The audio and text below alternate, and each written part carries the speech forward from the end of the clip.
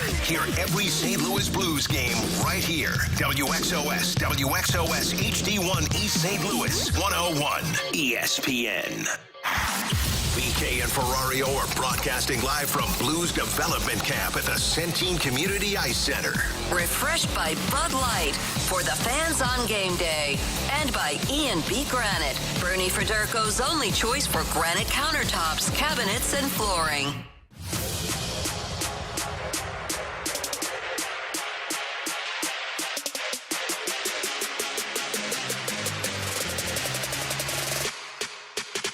We had talked probably the week prior to the draft. We met at the draft. I had Steiner involved in it, and neither side was going to budge. And then we talked again on the first and did the deal on the second. And I'll be honest with you, I budged. it became over the term. You know, our goal is to have the players maximize their prime, and I think Buch can do this. But the actuary tables say not everyone does it, and so you're looking out moving forward, and I think that's just the cost of doing business in today's NHL. With Alex Ferrario and Tanner Hendrickson, I'm Brandon Kiley. That was Doug Armstrong just moments ago. We are broadcasting once again live from the E&B Granite Studios out at the Centene Community Ice Center because Doug Armstrong made himself available to the media to discuss the news of the day, Alex, that the Blues have re-signed, they have extended Pavel Buchnevich. It is going to be for 6 years, worth $8 million per season. In other words, exactly what I predicted at this point yesterday. Hey, everybody, ladies and gentlemen. It's really all about Brandon Kiley finally predicted something correctly. The BK buildup lives on, ladies and gentlemen. The actual reaction from everybody in their car that just heard that. Oh, good for you. Good for you, BK. They do re-sign him. They extend him for 6 years, $8 million per. And my honest reaction yesterday when I saw this was, good for the Blues. I think it's the right move. I always felt like this was the logical endpoint. I think this was pretty simple, Alex. We make sometimes this stuff more difficult than it needs to be. Speak for yourself. The Blues saw what is a really good player. Is he elite? Is he great? Is he just really good? Somewhere in that category. He's one of those three things. But he's a very good, very productive player. He plays both sides of the ice very well. He is 29 years old, so it doesn't fit perfectly with their core group of players, but he's a good one nonetheless. And the cost of doing business with very good players is giving them $8 million per year. And the cost of doing business, as we saw yesterday with Chandler Bleepin Stevenson getting this kind of a deal with $6.75 million per, is to give them more term than what you would otherwise want to do. And so the Blues looked at this and said, okay, our choice is to have Pavel Buchnevich or to have a bunch of stuff where hopefully one of the things, whether it's a draft pick or a prospect, whatever, hopefully one of those pieces becomes a good, productive NHL player. So why don't we just keep the good, productive NHL player that we already have on our roster, and we'll figure it out as we go along. I think that's basically what this came down to. Alex, what was your reaction yesterday? It was fine. I mean, I wasn't overly excited, but I was glad that they got something done, because worst case scenario, in my opinion, was not getting something done and holding on to that player going into the upcoming season and then trading it at the deadline for a low first-round pick or a conditional first-round pick. So I'm glad they got something done, and it does meet. I did not want to go 7 or 8 years. Now, I know it's technically 7 years, considering he's got one more year and then 6 years after that. I just didn't want to go into his age 37, 38-year-old season at making $8 million. So I felt the sweet spot was 5 years, and it seemed Doug Armstrong thought the sweet spot was 5 years. And how often do we hear Doug saying that he actually gave in on a contract negotiation? Maybe our GM's growing a little bit here, Doug Armstrong. But you locked up a point-per-game player, and I think that's the most important thing for Blues fans to understand. Yes, he's going to be 30 when his contract is up. Yes, he'll be, or when it starts. Yes, he'll be 36 at the end of it. But you're getting a guy who, in 3 straight seasons with the Blues, 30 goals, 26 goals, 27 goals.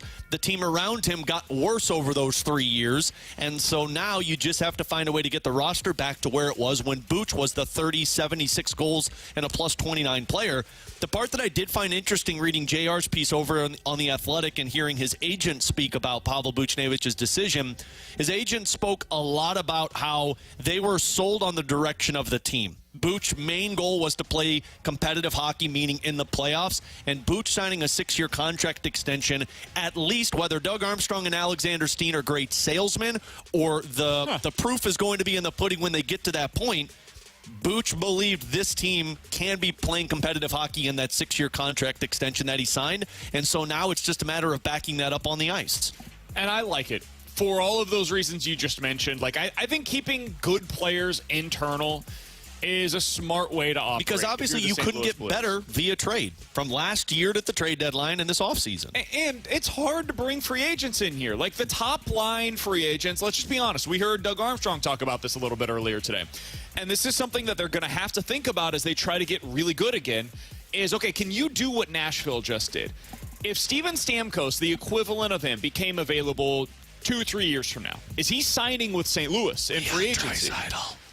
The answer is probably no. What? And this is not me talking any trash about St. Louis. I love this city. I've made this my home. I genuinely would not want to live anywhere else. I think it's a great place to raise a family. But it's not the first place that comes to mind for hockey players, for baseball players, for football players, whatever, when they think of, okay, what is the ideal landing spot? The first places that come to mind are money-related reasons for a lot of guys. Hey, let me get to Florida. Let me get to Texas. Let me get to Las Vegas. Let me get to a place where I'm going to bring in as much of my income as humanly possible without the state income tax. Second thing is, let me get to Los Angeles. Let me get to Chicago. Let me get to New York. I want to get to the destination locations, Toronto, right? And then after that, St. Louis, if you've got a lot of the times older veterans that are more stable and they say, I want to find a place to win and raise my family, okay, now St. Louis becomes one of the top potential destinations. And I say all of that because you got to get a little lower on the list before you get to those players. And so it requires a lot of the time them to trade for a player, kind of like the Cardinals have in the past, bring them in, show them this is a great place to play if you give it a chance. And that's what Pavel Buchnevich did. They traded for him. They brought him in. They gave him the extension. He learned to love this place, and now he wants to be here long term. Isn't that the goal? Isn't that what this is all about, is try to get really good players that want to be here, and then you're able to keep them for the long haul? Like I think this is ultimately a success story, a really good success story, given what they had to give up to get him, for the St. Louis Blues. So kudos to everybody involved for getting this thing done. Yes, it is a little scary. He's 29 years old. He's going to be 30 by the time that this extension for 6 years kicks in. But I do think that the money side of things is important to look at. He talked about how, hey, you know, some guys don't age well. We think that Pavel Buchnevich is going to. We'll see. Time will tell. The money part, I don't think is as big of a deal as some are making it out to be. So the cap, Alex, right now is projected to go up $4 million each year for the next God only knows how long. If we just say that that's it, no more, no less, just $4 million every year throughout the entirety of this deal. By 2030, the last season of this Pavel Buchnevich contract, he will be on the books for $8 million. The cap at that point would be $112 million if it continues to rise at the same level. That's 7% of the cap. To put that in context, right now, 7% of the cap would be making $6 million against this year's cap. That's basically what Jordan Binnington is making. That's not going to kill you. Like a $6 million cap hit right now is not preventing most teams from doing anything of meaning. And that's what I think Buchnevich's deal will be by then. As long as he's still a productive, big-time third-line player at worst, you're feeling pretty good about where you're at. I think the signing and the extension for him puts more of an emphasis on your younger players that are going to be entry-level contracts to be top-level players for you when you're ready to compete, meaning Snuggerud, Dvorsky, Bolduc, Neighbors. Those are going to be the guys that, as Buchnevich's contract goes deeper into, you're relying on them to take a higher-level role while Buchnevich maybe takes a step down the second or third-line players. But look, if he's still a point-per-game player, if he's still playing the penalty kill, all of those factors play into it. It's what Alexander Steen did all the way up until he decided to retire. And I forgot who said it. I think it was you, PK, which, once again, this guy over here, am I right, T-Bone? I'm going to be out of a job soon. Occasionally, I have okay things. Alexander Steen probably saw a lot of himself in Pavel Buchnevich, and that might have been part of the reasoning behind. Here's the one hold-up that I am concerned with, because, yes, you're hoping and believe that it ages well with Pavel Buchnevich as the type of player. With the exception of this past season, he has not played more than 75 games once. Now, last season he played 80 games, but he was injured for a good chunk of that season. He played through it because that's the gamer he is. But prior to that, 63, 73, 54, 68, 64. Still played nearly a point-per-game pace in every one of those seasons, but but the best ability is availability. And we're not talking about somebody who's making $4 million as your third-line winger. No, we're talking about somebody you're relying on to be your top-line player for the next 4 to 5 years to stay competitive. Yep. That's my concern for $8 million. And that's my concern with the deal is I just don't know if you're going to always get the value on this deal. Like, I don't know if he's going to play up to the value of it early on in the contract, and I really don't think he's going to age gracefully. I mean, you just mentioned all of those injuries, so why should I project that he's going to age gracefully by the back end of that deal? Now, yes, I do agree that that money may not be that big of a deal because it's going to be basically like Bennington or Shen on the cap right now. But if he doesn't age gracefully, I've talked about it. I think Braden Shen's a bad contract right now for the St. Louis Blues. So I am a little less of a fan of this contract extension. I would have been looking to trade Pavel Buchnevich for picks and trying to use those picks to potentially accelerate the retool, whether that be this offseason or next offseason, seeing what you could get if you had first-round picks. I don't think it's going to necessarily end up being one of those like bad contracts that really hampers you long-term, but I just don't know if you're getting that good of a value deal by this extension with Pavel Buchnevich. I think the important thing, at least that I recognized after last night when you saw some of the comparable contracts that Cap Friendly put out, this is the going rate for a top 6 forward. You're paying $8+ million, especially if you're a point-per-game guy. I mean, there's talk that Martin Necas, we were talking about trying to trade for him, he could be asking for somewhere between $7 and $8 million, and he's never even been a point-per-game player. So this is the going rate, and at 6 years, $8 million a year on the market, you're talking 8 by 9 probably for Pavel Buchnevich. So all in all, the Blues did a good job with this signing. The jury is still out, though, on what the end result looks like with this. But for the first 3 years, you know you're staying in the competitive window that you're hoping to accomplish in a retool. And if you do what you wanted to do, T-Bone, and what I originally wanted to do, if you couldn't trade him for Shane Pinto or Martin Necas or somebody who's younger to play in your top 100%. 6, what we referenced of trading for first-round draft picks, that's a rebuild. And I'm all about staying away from those. I was never interested in trading him for assets. Same. Trade him for something that helps you right now, and the truth is those guys that we were talking about, they haven't been traded. Martin Necas hasn't been traded. Maybe he will, but he hasn't been so far. It sounds like the Shane Pinto thing has been resolved with the Ottawa Senators. So there's not a lot out there that you could look at and be like, okay, yes, trade Buch there to help you now and in the future. Buch is the guy that I think can help them now and in the future. Is this team, though, better today than it was at the end of last season? With Alex and T-Bone, I'm BK. If you guys want to get involved in the show, 314-399-9646 is the Air Comfort Service text line. You can always get involved on YouTube as well, youtube.com/101ESPNSTL. That's where the Graveyard Chat is off and running. We're going to talk about where the Blues are at right now and how it plays into the Pavel Buchnevich contract, and if it can be a success, we'll do that next year on 101 ESPN. It's time for a DraftKings at Casino Queen Redbird report on 101 ESPN. Bert Grimsley here for your Redbird report. The Cardinals overpowering the Pirates in the series opener last night, beating them 7-4. Alec Burleson put the Cardinals ahead 2-0 in the third inning with a 2-run shot for his 13th homer of the season. And in the top of the fourth, Nolan Gorman added to the Cardinals' lead, hitting his second career grand slam. Kyle Gibson gave up 4 runs all in the 5th inning and 5 hits in 5 innings of work, striking out 8 and walking just 1. Ryan Helsley struck out 1 in a perfect 9th inning, earning his major league leading 31st consecutive save. The Cardinals and Pirates are back in action tonight with Miles Michaelis getting the start. First pitch is at 5:40. The Redbird Report is presented by DraftKings at Casino Queen. Play, stay, dine at DraftKings at Casino Queen.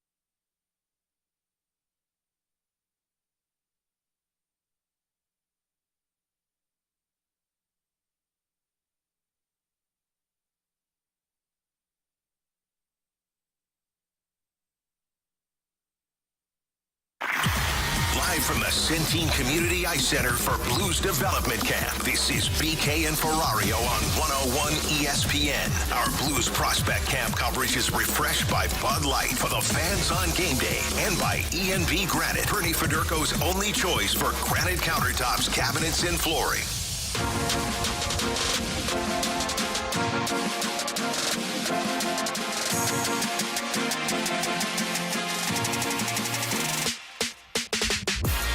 So are the Blues better today than they were at the end of the season with Alex and T-Bone on BK? That's one of the questions that I think is legitimate to ask right now. They added a few bottom six forwards. They really haven't done much when it comes to their blue line. Goalies are going to be the same as last year. They have, it seems, improved the coaching staff as well by bringing in Claude Julien. Talked a little bit about him with Doug Armstrong earlier today. He certainly seems excited about the addition to the staff, to put it lightly. He was glowing, some would say. Alex, he was asked this question. Are you better right now than you were at the end of last season? Now, I would be surprised if he said no, but I was curious to hear the answer. Here's Doug Armstrong just a little bit ago. Well, as I said, I think we're a better team right now than we were at the end of last season. Just with the three additions to that part of our lineup, we're faster, we're more determined, we're bigger. Obviously, we need the big dogs to be the big dogs. That's the reality of it. We need Kyrou to have a good year, Robert Thomas to have a good year, Buch to have a good year. We have to find out, is Jake Neighbors, is that Jake Neighbors, or is he a better player than he was last year, or was that a shooting percentage thing? That's up to him to tell us. We have Shen in there and Sod. So we have competitive players that have played in those areas. They're going to have to maximize their games, though, for us to have a good season. I think it's pretty simple. They're better. I don't know how much better, but they're better than they were at the end of last season. You're basically telling me we eliminate Kevin Hayes from the lineup, and we added Matthew Joseph, Alexander Texier, and Radek Fox. I was just so let me read these off to you guys, and you just tell me if you believe they're better than where they were last year. This was the last game that the Blues played in the regular season. Bolduc, Thomas, Shen, Sod, Buchnevich, Kyrou, Toropchenko, Dean, Kapanen, Walker, Alexandrov, Blais. Hayes was a healthy scratch in that game.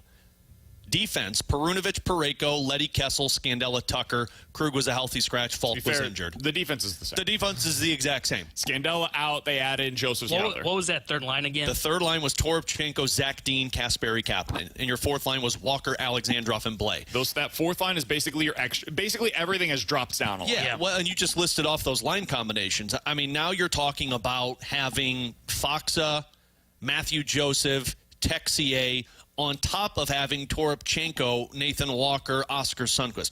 Blais is not a part of this roster. Alexandrov is more than likely playing in the American Hockey League next year. Dean is definitely playing in the American Hockey League next year. And Kasperi Kapanen is your 13th forward.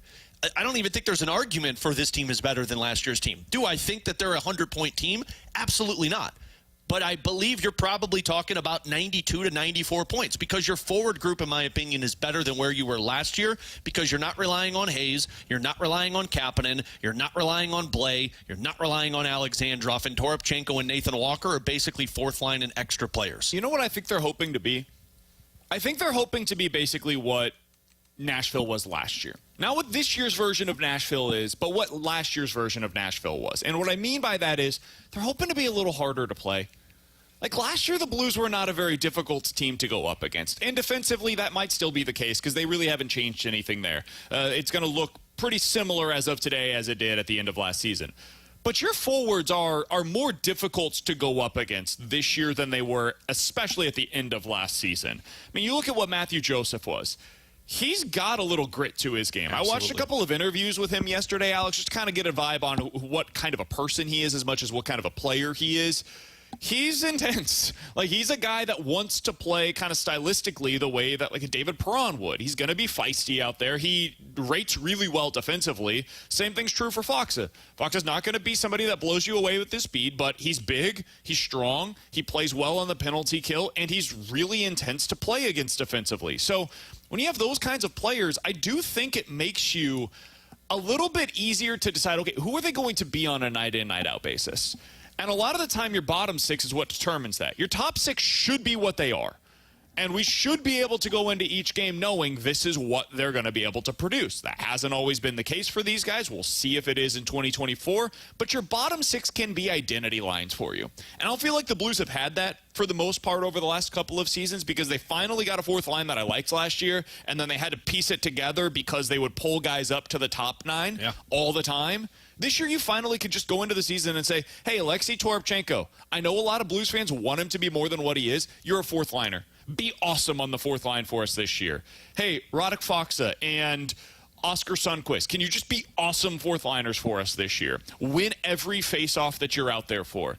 And I think that's going to make them a better team and an easier team to predict night in, night out. I do too. And what I also love about those three guys that they brought in is you've got three guys that were basically afterthoughts for competitive teams. One, the exception is the Ottawa Senators. But like you had Matthew Joseph, who was supposed to be a top six guy when they acquired him from Tampa because of the cap casualty that Tampa was in. And then they turned Matthew Joseph into a fourth line player. And then they said, we need to get rid of you. That's a player that's out to prove himself. You've got Radek Faksa, who was essentially a scratch throughout the playoff runs these last couple of years. That's a guy who, when they were in those cup windows of 18-19 and then the next season of 19-20, you were talking about somebody that was used in their third-line centerman role and a penalty kill. And Texier, it seems at least the Columbus Blue Jackets beat writer Aaron Portzline said this was a 24-year-old who had high expectations in Columbus, and then it dipped quick, which we all know how great of a franchise Columbus has been as of late. And that might just be because he was expected to be a top six player, and he's not. He's a bottom six forward, and now you look at it, and the expectations are more reasonable here in St. Louis. And now you look at it as a Blues fan, and you're like, okay, so we got to get a 10 to 15 goal scorer that plays pretty well on both ends of the ice, and he's going to come in and be a third-line player for us for a couple $1 million bucks. Great. That sounds awesome. You're doing what you just did this past year, where you brought in Kapanen and you brought in Verana, and you said, let's hope these guys can have a renaissance season. Now, it didn't work. But the difference with those guys and with these guys is those guys were trying to be Renaissance seasons goal scorers. So that's the focus. How do we reset ourselves? We're goal scorers. How does Matthew Joseph and Radek Faksa reset themselves? They go play with some attitude and some grit on a team that might provide that extra boost. So if anything, you solidified your bottom six. Your top six is what is going to drive this team. But now at least you have a bottom six that you can rely on and not be a liability on the ice like you were when Blais was out there, when Dean was out there, when Hayes was out there. And you're forcing some of these younger guys to either outcompete these veterans or go to the American Hockey League and be the best dudes on that team, which is what they set out to do last year. Okay, so that's something that I wanted to get into real quick, because this is something that Army was asked about, was improving their bottom six, something we've spent a lot of time talking about. T-Bone, I want to get your thoughts on this, because I know, once again, you're kind of the low man on the way that the Blues are going about this. Totally disagree with what was said here earlier. The Bolduc, Dean, these young players that were supposed to come in and be a significant part of the lineup this upcoming season, are they actually going to be a part of the lineup? Here's our Army talking about the bottom six. We can alter a little bit. As I said, we're content with our defense. If we can look at improving it, but I'm excited about our goaltenders. I'm excited about the depth on our roster now. If somebody gets in a jam, we might be there to help them get out of their jam. Alex, T-Bone, the lineup that I'm looking at right now, and you could mix these up in some way or another, but this is kind of how it's probably going to be situated on opening night in some capacity. Neighbors, Thomas, Buch, Saad, Shin, Kyrou, Joseph, Faksa, and Texier, Cappy, Sonny, Torpo. That does not include Dean. It does not include Alexandrov. It does not include Zach Bolduc. T-Bone, what does that mean to you in terms of what they're doing with the young guys? They're not taking advantage of the year that's going to be down. I think this team's 10 points worse than they were last year. I think they're an 82-point team. I think they're better on paper. They still don't have a second line. They still don't have a second line. But how are they going to be worse than they were a year ago? Because the conference has gotten better around them. Okay. As much as I do think they've improved slightly, I think the conference around them has gotten better. I think you've been leapfrogged by Utah. I think you've been leapfrogged by Seattle. You're kind of right there with probably Calgary and Minnesota. So if that's the case, I don't think you're a 92-point team. And that's where I want to make sure my message is clear. I think their depth is better. They still don't have a second line. They still don't have a second-line center. If they're going to put Buch there, Buch is not a center. Braden Chin's not a second-line center at this point. I'm not sure he's a center at this point in his career. Saad should be a third-liner on a contending team. He's going to be playing on that second line that you just said. Your depth looks better. It's just the conference has got a lot better. You didn't improve significantly enough. To me, you're probably around an 82-point team. And if that's the case, this is the year that if you're going to take that step back, which I think is what they're doing, you should be playing Zach Bolduc. You should be playing Zach Dean. You probably should have Dalibor Dvorsky here, even if you don't think he's ready, getting his cup of coffee with the NHL team and learning at the NHL level. I don't think it's beneficiary to send a Zach Bolduc down to the AHL or a Zach Dean down to the AHL. It's time to learn what you have at the NHL level. And that's where I understand that they're trying to remain competitive in this. To me, this was the year where it is, hey, let's let the kids play. You know, we're not going to spend to the cap. We've been very out in public about that. We're not going to spend that much money. We're not going to go up to that cap ceiling. Let's let the kids play. Let's find out what we have with some of these guys, because I think it's more important for the Blues to find out what they have in a Zach Bolduc than it is to have a Alex Texier on a 2-year deal and see what he looks like on your third line. I think they know what they have in Zach Bolduc. They saw it last year. And although he had a very good season at the end, and what was it, 25 games, 5 goals, 9 points, and people are thinking like, yeah, he's an NHL player. I also tell people to limit those expectations, because at the end of the season, when, yes, you're competing, but essentially you're getting top 6 ice time. Bolduc's not going to be a top 6 player. You know what you got in a guy, and now I think they're doing the right thing by him to give him some seasoning in the minors and being the top guy. Here's where I would push back. They didn't know what they had in Neighbors. You know, they didn't think Neighbors was going to do what he did last year.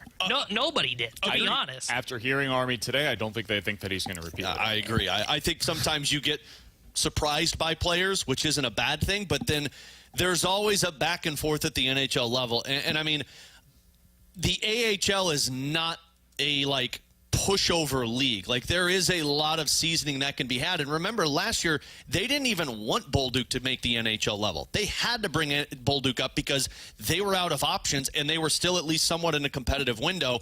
To me, when I look at this roster, one, it forces Bolduc to be better than Kapanen, Joseph, Texier, Toropchenko, Walker. And if he is, then he earned that spot and he stays on the NHL roster. But if not, you go to the AHL, and you're not just going to go down there and be a third-line winger. You are the number 1 winger, playing the number 1 power play, playing 20 minutes a night, so that when you get brought back up, because this is not going to be 82 games where Bolduc is in the American Hockey League. Maybe he starts in the American Hockey League and plays 25 games, and injuries happen, somebody doesn't live up to the expectations, and Bolduc is back up. I think this is a good move by the Blues, because they do not want these guys to be in a position where we say, we need you to be a 30-goal scorer for us, because that breaks them. Here's what I don't like about this. They're not saying that about Zach Bolduc. This is not a year in which it is, we have to make the NHL playoffs. You know, a winning team should be doing these kind of moves, which is, do you have a younger prospect that's down in the minor leagues? Do we go with him, or do we go with a veteran and try and have the young guy beat him out? That's what a winning team should be doing. The Blues, to me, are not in a spot where it is, hey, right now we view ourselves as a playoff team. We'd love to make the playoffs. We want to be in the playoffs. But, you know, we're okay if we're not in the playoffs because we're in a retool. So let's play the kid. Let's see what Zach Bolduc is. I don't even care if it was in the top 6. Play him on the third line. See what you have in him. Don't put expectations of 30 goals. Just have him play. See what you have. Learn what Zach Bolduc is. To me, this is a wasted opportunity if you're just going to block him and have him in the AHL. Would you say, Alex, would you say he played last year 25 games? What if they said he's not ready? Which they're saying about Dean, by the way. Like, let's not act like Zach Dean should be up at the NHL level. Dean's not the one I'm upset about. It's Bolduc. Dean looked... But look, I mean, Bolduc made some mistakes last year. Real quick, he's 21 years old. You got plenty of time to find out what he is. Plenty of time. Yeah. I think what they're telling you, and I always say this, listen to their actions, not their words. Their actions are telling you they don't believe he's ready. They could be wrong. Like, maybe you disagree with them. That's fine. I disagreed with the decision to send Kevin Hayes away with a second-round pick in return. Like, we talked about that with him earlier today. I think Army acknowledged, like, hey, listen, it wasn't a good look, and I felt like it was the best move for us, and that's fine. It's his job to make those difficult decisions. It's easier for me to criticize than it is for him to make the moves, right? I think what they're telling you with their actions is, we don't think Zach Dean is ready to play 82 games at the NHL level. We think Zach Bolduc.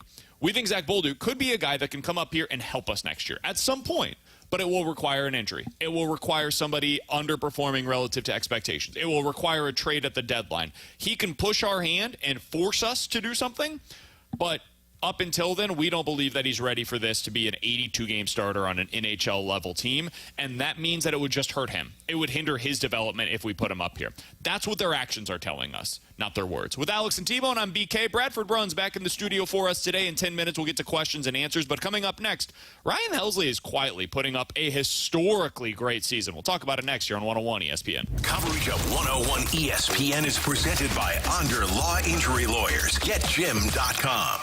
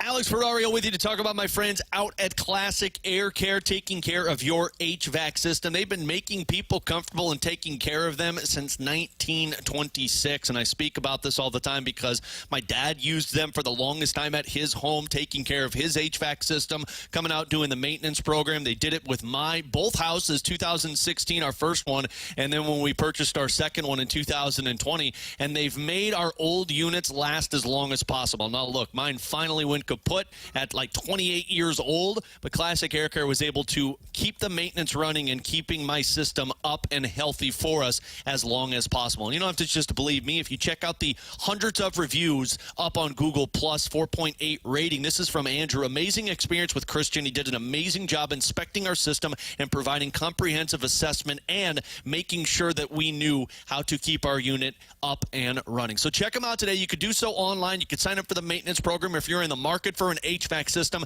They do offer financing options for that HVAC system. Give them a call. Check them out online today. It's Classic Air Care. Tell them Alex Ferrario sent you. ClassicAirCare.com.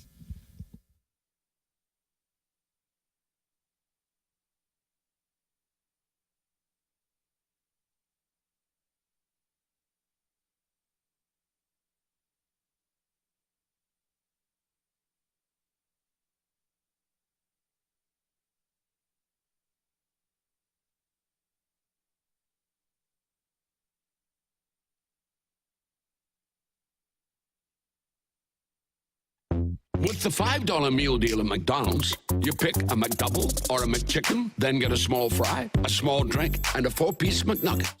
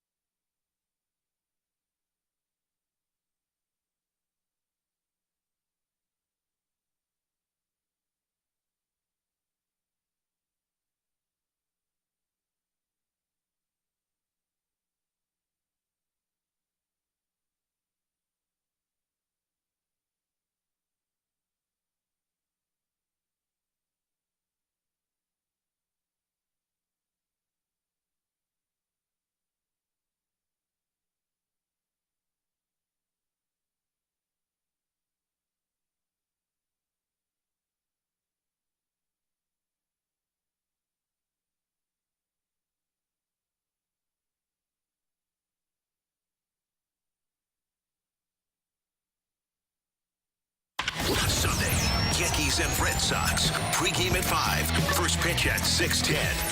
The MLB lives on 101 ESPN. 101 ESPN Sports Center.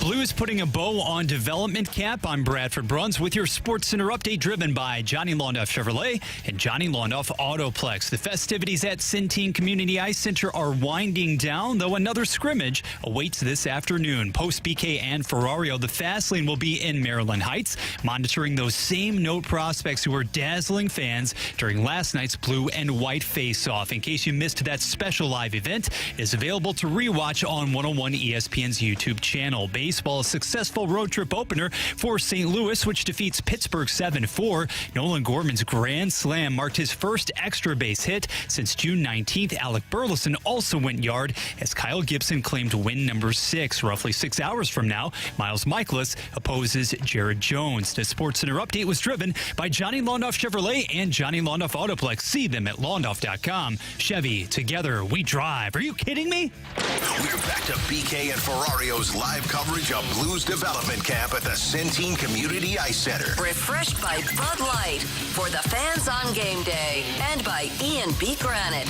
Bernie Federko's only choice for granite countertops, cabinets, and flooring.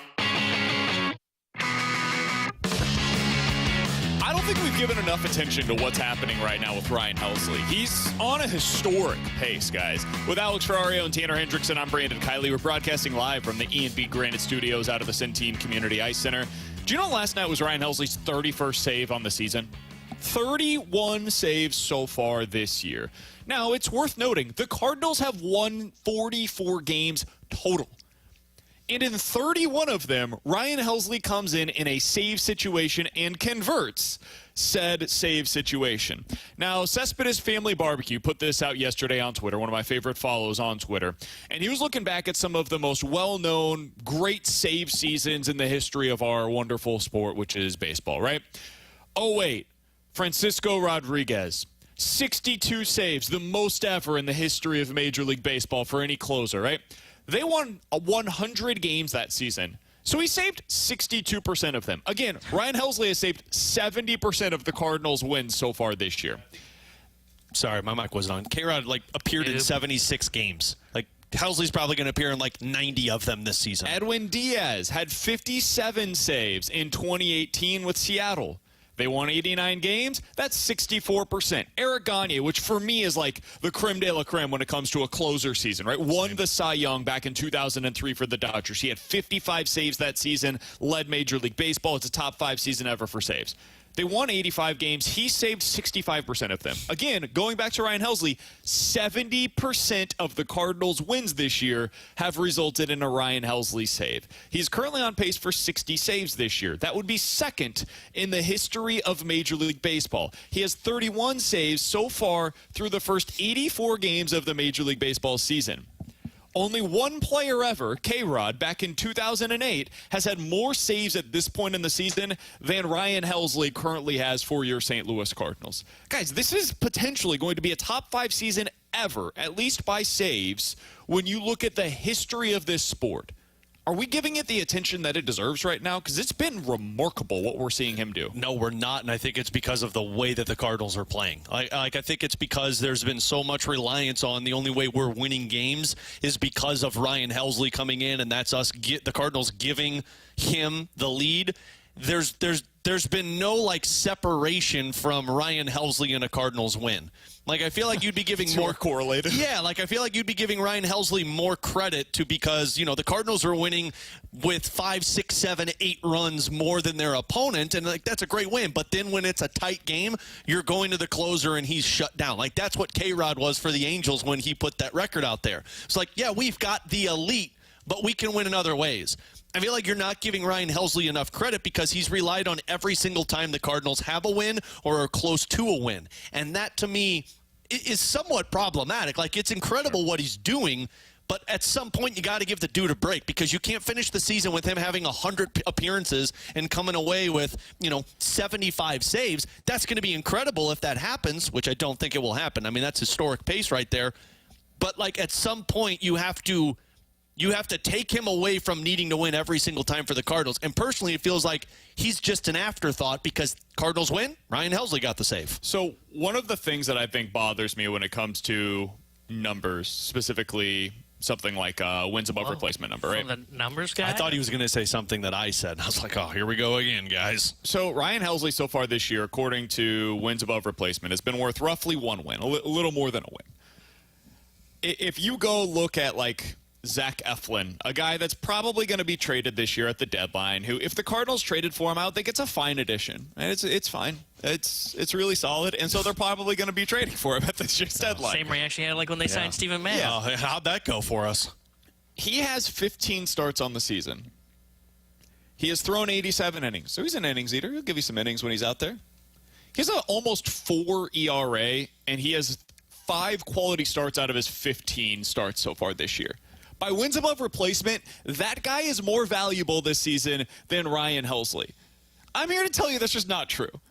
Like, there is no world in which Zach Eflin has been more valuable this year to the Tampa Bay Rays than Ryan Helsley has been to lock down the back of your bullpen when he's coming in 31 times this year out of your 44 wins, is it, to be able to get you that victory. Like, there's just no world in my mind where that is more valuable than what Ryan Helsley has done. And this gets back to what T-Bone said to us last night, Alex. We were talking, and the Cardinals win, and T-Bone's like, man, Ryan Helsley's amazing. Can't believe BK wants to make that guy a starter next year. Still say that. The Cardinals can't make him a starter. I am still in favor of trying it next year, but I am much softer on that approach because of how damn effective he's been so far this year. Like, how good would Ryan Helsley have to be as a starter to bring the Cardinals more value as a starter next season than what he currently brings them as a closer? He'd have to be amazing. He'd have to be a number 2. Yeah, like he'd have to be Jordan Hicks. Basically. Yeah. Which is why I don't believe the Cardinals can make Ryan Helsley a starter. Because right now they're bringing him in 3 times a week to come in and get the last 3 outs of a game for them. Well, and how this team goes, you might need him 4 times a week. It's amazing, dude. And the other thing, like, if you make him a starter, he's going to be on a innings limit, so he probably throws 130 innings. So what's more valuable? Him being a potentially like a Jordan Hicks, that kind of pitcher at 130 innings, or just like this unbelievable top 5 closer in baseball history in terms of a season that covers 80 innings. Like, to me, it's the 80 innings. And, you know, I kind of agree with you on the WAR thing. I think he should have a higher WAR value than like and it a doesn't starting matter. pitcher. It's just one of those things But where it's like, man, this is crazy. I don't remember what our conversation. We had a conversation a couple of weeks ago to where I said, you know, like a starting pitcher is always going to be more valuable because it was who you fear the most in the NL Central. We talked about that when the Cardinals went up against Paul Skeens, and you said Ryan Helsley. I said I don't know if I really fear him. Or I fear him, but I don't know if he'd be in my top list. Why? Because he impacts 1 inning of a baseball game. Now, it's a hell of an inning, and if you get to that inning and you are losing, if you don't fear him at this point, it's like going up against the gauntlet and hearing at the end of it, you lose. Yeah, it's like you through the 8 innings. poorly. Yeah, You exactly. lose. But that's the thing is, like, it's just not valued across baseball is the closer. But I love it. You know what? I've been critical of some of the stuff Ollie's decided to do, especially pulling his starter and his ace at 80 pitches, and I'm still going to be on. I didn't like it yesterday. Yeah. Well, it almost blew up in their face there. So I'm still going to be critical of those decisions. Hey, props off to Ollie Barmola and saying, you know what, Ryan Helsley, he just wants the 9th inning. We're going to go with the 9th inning. He went with that more modern approach in his first 2 seasons of, hey, whenever that best part of the order comes up in the most high leverage spot, you need to go to your best reliever. Ryan Helsley is clearly the Cardinals' best reliever in their bullpen, and he shied away from that, and he said, you know what, it's better for us to just have him focus on the 9th inning, and the Cardinals are paying significantly well because of that. Yeah, he's been remarkable, and it's a big piece of why the Cardinals are where they're at. Like, you look at their run differential. It's a negative 37 on the season so far. They've been outscored this year by 37 runs, and yet they are 4 games above 500. Why is that? It's because of what we talked about last year. We talked about it with Skip Schumacher. We had him on and we said, Skip, why are you guys so good in 1-run games? Now, this is also a cautionary tale for the Cardinals because the Marlins fell apart in the second half of the season because it's very hard to win this way consistently. But Skip told us, I'll never forget his answer. He said, you show me a team that's good in 1-run games, I'll show you a bullpen that's really good. And it's not the manager, it's the bullpen. And right now the Cardinals are really good in 1-run games. They're really close in these close games, or really good in these close games because they have an excellent bullpen. And not all the strikeout rates are where you'd like to see them. There's some slippage when it comes to JoJo Romero. There's some slippage when it comes to Andrew Kittredge. But Ryan Fernandez has been amazing for them. John King has been a revelation. And then Ryan Helsley, when you get to the ninth inning, if you're up by at least one run, he's winning the game for you. It's over. You go into the ninth inning, you don't even have to watch as a Cardinals fan right now. You just know, cool, we won a game. It's great. Unless that fastball command's not there. And if it's not, then that one's going to go the last other night way. Was unbelievable. That is the other thing that I'll give Ryan Helsley credit for. He seems to know when he doesn't have it on a certain pitch in any given night, and he pretty quickly goes away from it. And he'll say, I've got another pitch that'll just I'll get through this one with this. I'll get through this one with my slider. I'll get through this one with just my fastball if I don't have my slider tonight. It's been a lot of fun to watch, to put it lightly. With Alex and T-Bone, I'm BK. Coming up next, 314-399-9646 is the Air Comfort Service text line for questions and answers here on 101 ESPN.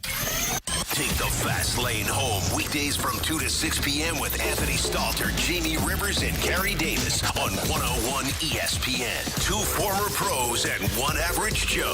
The fast lane is driven by Scrap Mart Metals Recycling.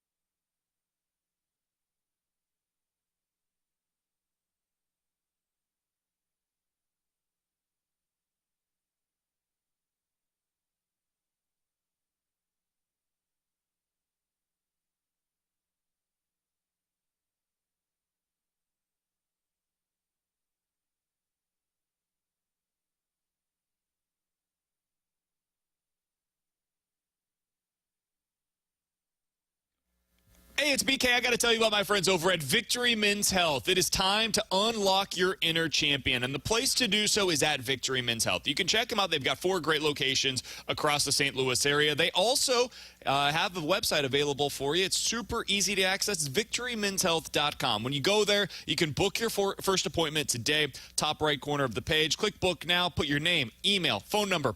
Give them a little bit about yourself, and they will get back with you to be able to find out exactly how they can unlock your inner champion today. Maybe it's something that you are dealing with erectile dysfunction. It's something that a lot of men deal with. They can help you out with that. Maybe you want help with your weight loss goals. You've been doing it on your own. You're not getting the same success that you were looking for. Well, over at Victory Men's Health, they have ways that they can help you out with that. They can also help you out with low testosterone or just vitamin deficiencies. That's something that I'm dealing with. I ended up going in, getting my blood draw on my first appointment, and they said, hey, you're a little low on vitamin D, you're a little low on vitamin B12, and you have a little bit of a low iron count as well. We can help you out with all that stuff. They got me hooked up. They can do the same for you. Victory Men's Health, 4 great locations across the St. Louis area, and victorymenshealth.com.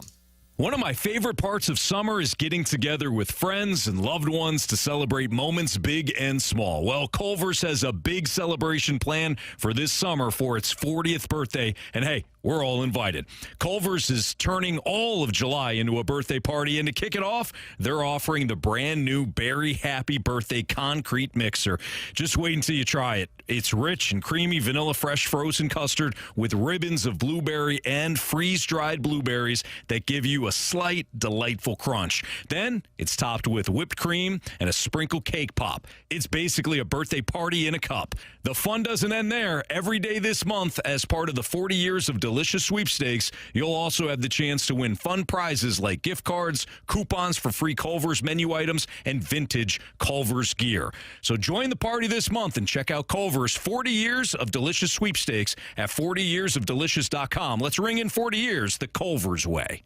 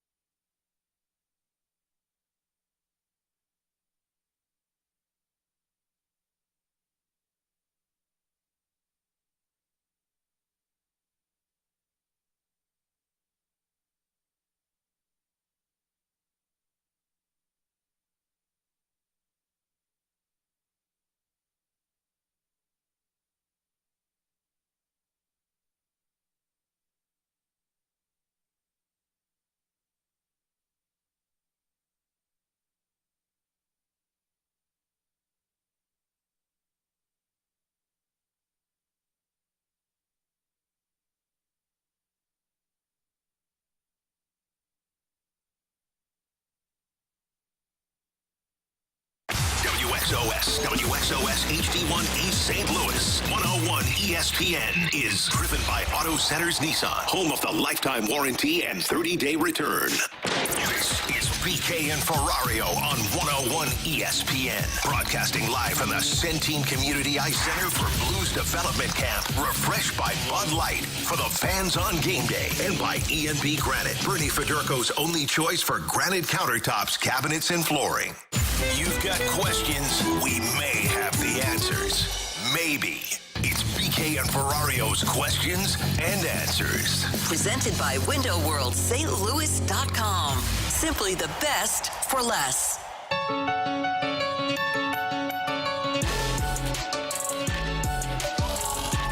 All right, 314-399-9646 is the Air Comfort Service text line for questions and answers. Go ahead and get your questions in right now on the Air Comfort Service text line or on YouTube, youtube.com/101ESPN STL. Bradford, if you want to take that bed down just a bit, I would appreciate that. Bradford Bruns back in the studio for us today. From the 636, guys, do you think that Army will make another big-time addition to the top six and or upgrade the defensive pairings, or do you think this is it for the upcoming season? I think he's going to try. And there's no more moves on the forward group unless you're going to see like PTOs, two-way deals. You'll get a couple of those trickle in right before training camp next month. But I think the forward group is set. He pretty much said that. He said that this is their team unless other moves fall into their lap, and that's really what I think the defense is going to come down to. Does another team need to get off of any contracts before the start of the season to make sure they're under the salary cap, or do they have too many guys that don't make sense for their roster? Essentially what they just accomplished with Joseph and Foxa, that's what you hope to accomplish with defense. You can look at the Washington Capitals, who are $13 million over the cap space right now. Vegas, who's $4 million over. Edmonton, who's $3 million over. Those are teams that if they need to move cap space out, that's where the Blues could pop in and say, yep, we'll take on whoever you need to if it's a defenseman, a left-handed defenseman. I think they're probably done, is my expectation. I mean, maybe they do take on a contract somewhere else, but I don't think you're going to see any significant moves that are brought in to help the St. Louis Blues. For the most part, this is what the team's going to look like. That's pretty much where I'm at as well. No reason for me to add more. You guys have said it. 314-399-9646 is the Air Comfort Service text line from the 636. What's a realistic ETA on Quinn Matthews? Now, for those that aren't familiar, Quinn Matthews was a draft pick via Stanford. He's a guy that had a lot of success there, had one game where he threw like 150 pitches or something crazy. And so some teams stayed away from him. He ended up going in, I believe it was the 4th round of last year's draft for the Cardinals. He has been in low A, high A, and double A already so far this season. He's 23 years old, has had a lot of success at all 3 levels. I would say next year at some point. Like second half of next year is potentially a realistic ETA on Quinn Matthews. I would not expect him this year. I do think he's going to get to AAA at some point this year. Start out next season at the AAA level as well, and then he becomes an option for you kind of midway through the year. Similar to like this year with Gordon Graceffo. Would be kind of a timeline ETA of what I would probably expect for him. And I hope we don't see him until like late next year. Like I hope he just... That should be the goal. I hope they have enough depth to where they don't have to worry about Quinn Matthews so that he can just continue to grow, and then in 2 years is when you start to really talk about it. Yeah, 2026 should probably be the year in which it is, okay, Quinn Matthews is a player for the St. Louis Cardinals. From the 314, Alex, who has stood out from you or to you in prospects camp thus far? Seems like Theo Lindstein has been the guy getting great reviews. By the way, before we get to that, somebody else has been getting great reviews is Alex Ferrario. What happened, man? Dude, Alex Ferrario was amazing last night on the YouTube video that they did, the stream that they did for the prospects camp. If you guys have not watched it, I believe it's still up on the Blues YouTube channel. Alex and Joey did an unbelievable job during that. They got a couple of interviews during it. Alex was doing play-by-play and also leading the conversation. I can't tell you how hard that is. It is something I'm incapable of doing. Alex was amazing with that last night. So kudos to Alex Ferrario for doing an unbelievable job with that. He deserves the props. A lot of people on the text line have been saying how great you were last night when they were watching it. So I wanted to make sure that I gave the kudos to the guy that I think has been the best so far at Prospects Camp. Who has stood out to you, though, Alex Ferrario? I appreciate that, man. That was a lot of fun and really nice to hear. The two guys... Dalibor Dvorsky, to me, and T-Bone referenced this because he watched it on Monday. Dalibor Dvorsky is playing with his food out there. Yeah. He scored 2 goals last night. One was in a shootout. One, he just had this sick backhand, forehand deke of the goaltender and then poked it top shelf. Dalibor Dvorsky looks like he's just basically saying, yeah, I'm done with this. I'm ready for training camp. So he is like priority number one. Theo Lindstein has been very noticeable. They were like triple shifting him at times last night because they wanted to get more ice time for him. Dude can toe the blue line as the best defenseman out there of the prospects. Dylan Peterson, who was with us yesterday, who played Boston University, Doug referenced him earlier today. He does look like a man out there. He'll be in the American Hockey League next season. And then I'll tell you another one that I really liked watching was Colin Ralph. 6'5" left-handed defenseman. This kid's 18 years old. He bobbled a puck in the offensive zone last night, just to show you his size and his skating ability. And Landon Sim, who just won the Memorial Cup in junior hockey for the Blues, he was on a breakaway, probably 3 strides, and Colin Ralph caught up with them, got his stick in the middle of it, and poked it free. So those are at least some guys that I would say keep a close eye on. Dude, Lindstein, to me, that he is unbelievable out there. Offense, I don't know how his defense is going to translate. Guys, he looks like a guy that's going to be a stud offensively. Mm-hmm. I mean, and I know it's development camp. Watching him, just the composure on the blue line, being able to move the puck, be able to go around, see what spots are open, make the pass, have a shot. I don't want to jump out of my skis here early on. Guys, he might be the best offensive defenseman that I probably have seen in my lifetime for the St. Louis Blues, and I think it's going to translate when he gets to the NHL level. I really think he's what they hoped Scott Perunovich was. Now, he told Lou Korak yesterday in the locker room when he was speaking with us that his plan is to go back to Sweden next year. Now, or this year. Now, obviously, things can change if they feel like he's ready to make a jump, but He has the offensive mindset. You saw that in the World Juniors. Defensively, he just always seems to make the right move out of his own zone, which has been a necessity for the team. And I do find it very interesting that Doug referenced over these last few draft picks the premier positions. They've got a Neighbors, they've got a Dvorsky, they've got a Snuggerud, they've got a Lindstein, they've got a Juracek. Like, you've got every position with a guy that they expect to have a pretty high ceiling with the Blues. I wouldn't be shocked if he could have a 60-point season at the NHL. Nope. And the person that I looked to, because I was curious if he got to this point, I think he could be what Krug was in Boston. Oh, I agree. Where he was a power point specialist. May not be good defensively, I just don't know if that will translate. Yeah. Offensively, man, him on the blue line, his passing, his shot, it looks legit. All right, last thing here from the 618. Who's the second-line center for the Blues? That's what we're talking about coming up next. With Alex and T-Bone on BK, the best-case scenario for the Blues this year is that Pavel Buchnevich spends exactly 0 time at the second-line center position. We'll tell you about that next year on 101 ESPN. Blues hockey is on 101 ESPN. Get the inside scoop on and off the ice with the Last Minute Blues podcast with Alex Ferrario, Jeremy Rutherford, and Donnie Fandango. Blues opinion, talk, and speculation. It's what we do. Watch or listen to the Last Minute Blues podcast on our YouTube channel or at 101ESPN.com.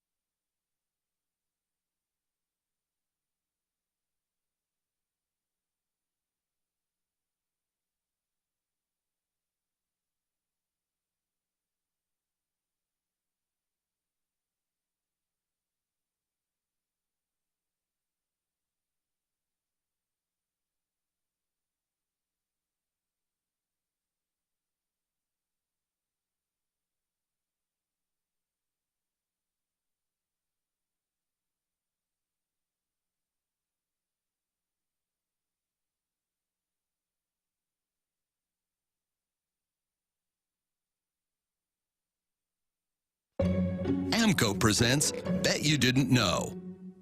Bet you didn't know that your car's transmission is made up of 800 pieces. Also, bet you didn't know that AMCO's fixed over 40 million transmissions, and that AMCO offers a nationwide warranty.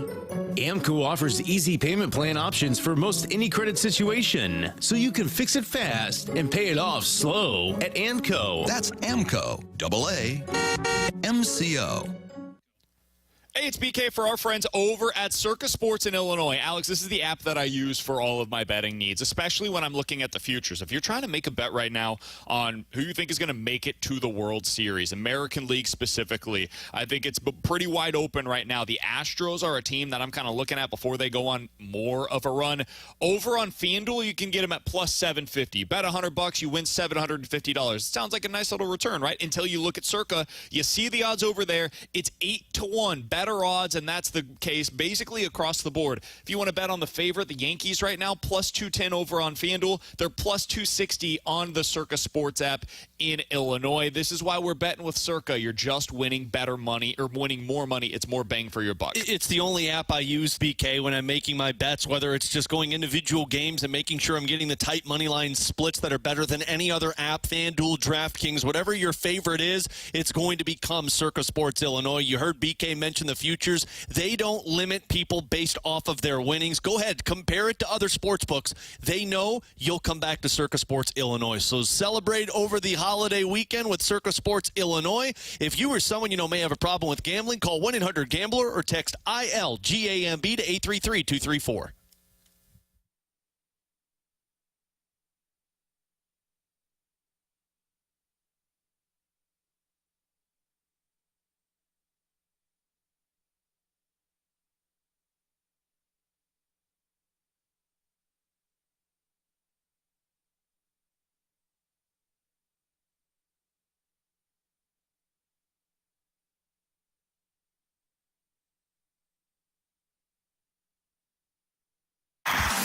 BK and Ferrario are broadcasting live from Blues Development Camp at the Centene Community Ice Center. Refreshed by Bud Light for the fans on game day. And by E&B Granite, Bernie Federko's only choice for granite countertops, cabinets, and flooring.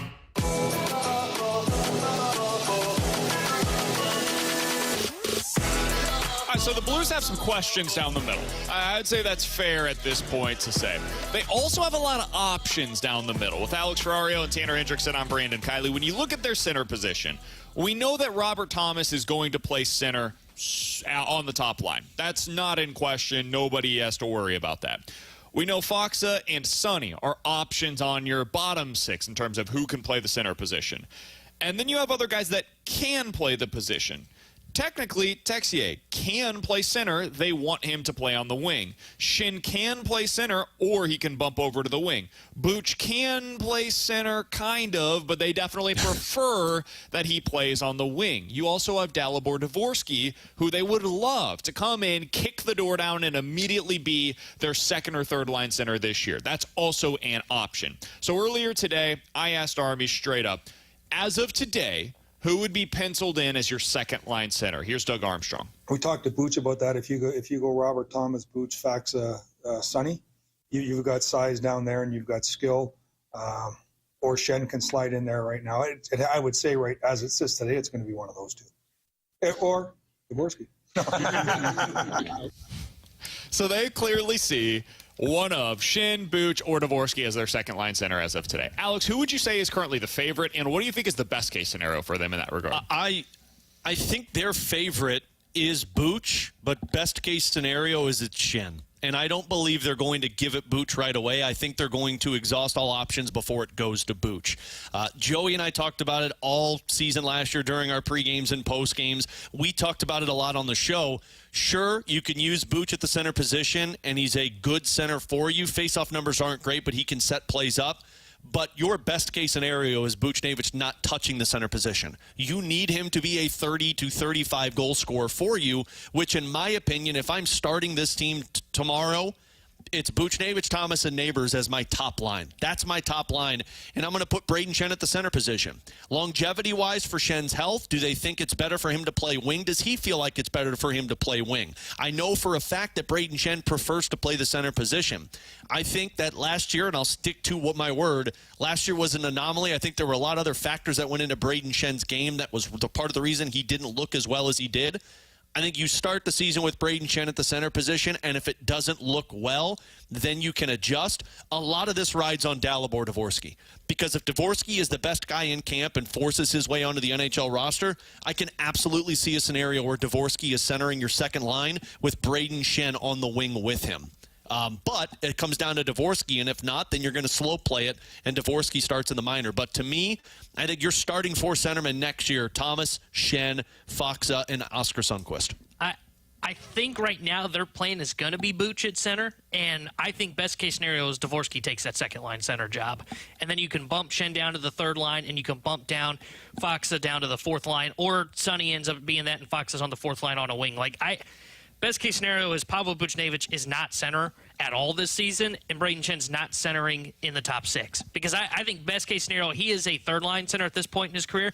Honestly, I think if they could draw up the ideal world and they could add anybody and make anything happen, they would have Shen on a wing. Because I just don't know if he can hold up over time right now because at this point in his career to be a center long-term. So I think they're probably going in with Buch because they keep laying the breadcrumbs for, we could go with Buch at center. Best case scenario, though, for me is you get to see Dalibor Dvorsky, and he wins the job and is the number 2 center out of training camp. So this is why I actually don't mind what their plan is. This is where me and T-Bone kind of diverge. I kind of like what they're doing because I think opening night's going to be one thing, and by the end of the season, it will look very different. I think they're trying to have these younger guys earn their opportunities on the NHL roster, and I think they potentially will by the end of the season. Yeah. And that may be due to guys getting traded at the deadline. It could be due to them just performing and balling out down at the AHL level. Pucking out, man. Pucking out. Opening night, I think Neighbors, Thomas, Buch, Saad, Shin, Kyrou, Joseph, Faksa, Texier, Kapanen, Sonny, and Toropchenko is probably going to be your lineup. Something like that. So your centers are Thomas, Shin, Faksa, and Sonny down the middle. But by the end of the season, you could see Neighbors, Thomas, Buch as your top line, and then you could see Saad, Dvorsky, and Kyrou as your second line. You could see Bolduc, Shin, and Snuggerud as your third line. And then some combination of Texier, Joseph, Faksa, Sonny, and Toropchenko as your fourth line. All right, now we're really talking. The guys that were placeholders in that, especially that third line, have now essentially dropped down to the fourth line because the kids are making their way to the NHL roster. So in a best case scenario, I think Dvorsky just is so good in camp that he becomes your number 2 center. Because then you can do what T-Bone was just talking about with Braden Shen now becoming your third-line center. And I think that's probably what he needs to be for this version of the St. Louis Blues. I actually believe that if Dvorsky makes his team as a centerman, Shen is just going to be your winger. Well, who's your third-line center then? Faksa. I just think that it kind of feels like a weird fit with him as your third-line center because now you've got guys on the wing that are fast. You've got more speed on the wings. And I think he probably profiles better to be your third line. Your fourth line center. And I agree with you there, but I feel like Army referencing Faksa and Sonny as your 3-4 in that position tells me that they want size down the center, which is what Kevin Hayes was supposed to be. But that was also with Shin potentially being your second line center is what he was referencing. Totally. And some of this could change because then it's I don't know kind of how Saad fits in because, you're kind of going back and forth with this. The only reason I put Shen on that wing position is because you have a centerman who can shift into that role and you've got a veteran presence with a Dalibor Dvorsky who's playing center on a second line. I just personally believe you have to keep Pavel. You always go off of pairs. The pair is Pavel Buchnevich and Robert Thomas. Agreed. Because now you've got a potential 100-point player and a potential 35-goal scorer together. That's the pair. And then you can adjust. Does Neighbors play on their wing? Does Kyrou play on their wing?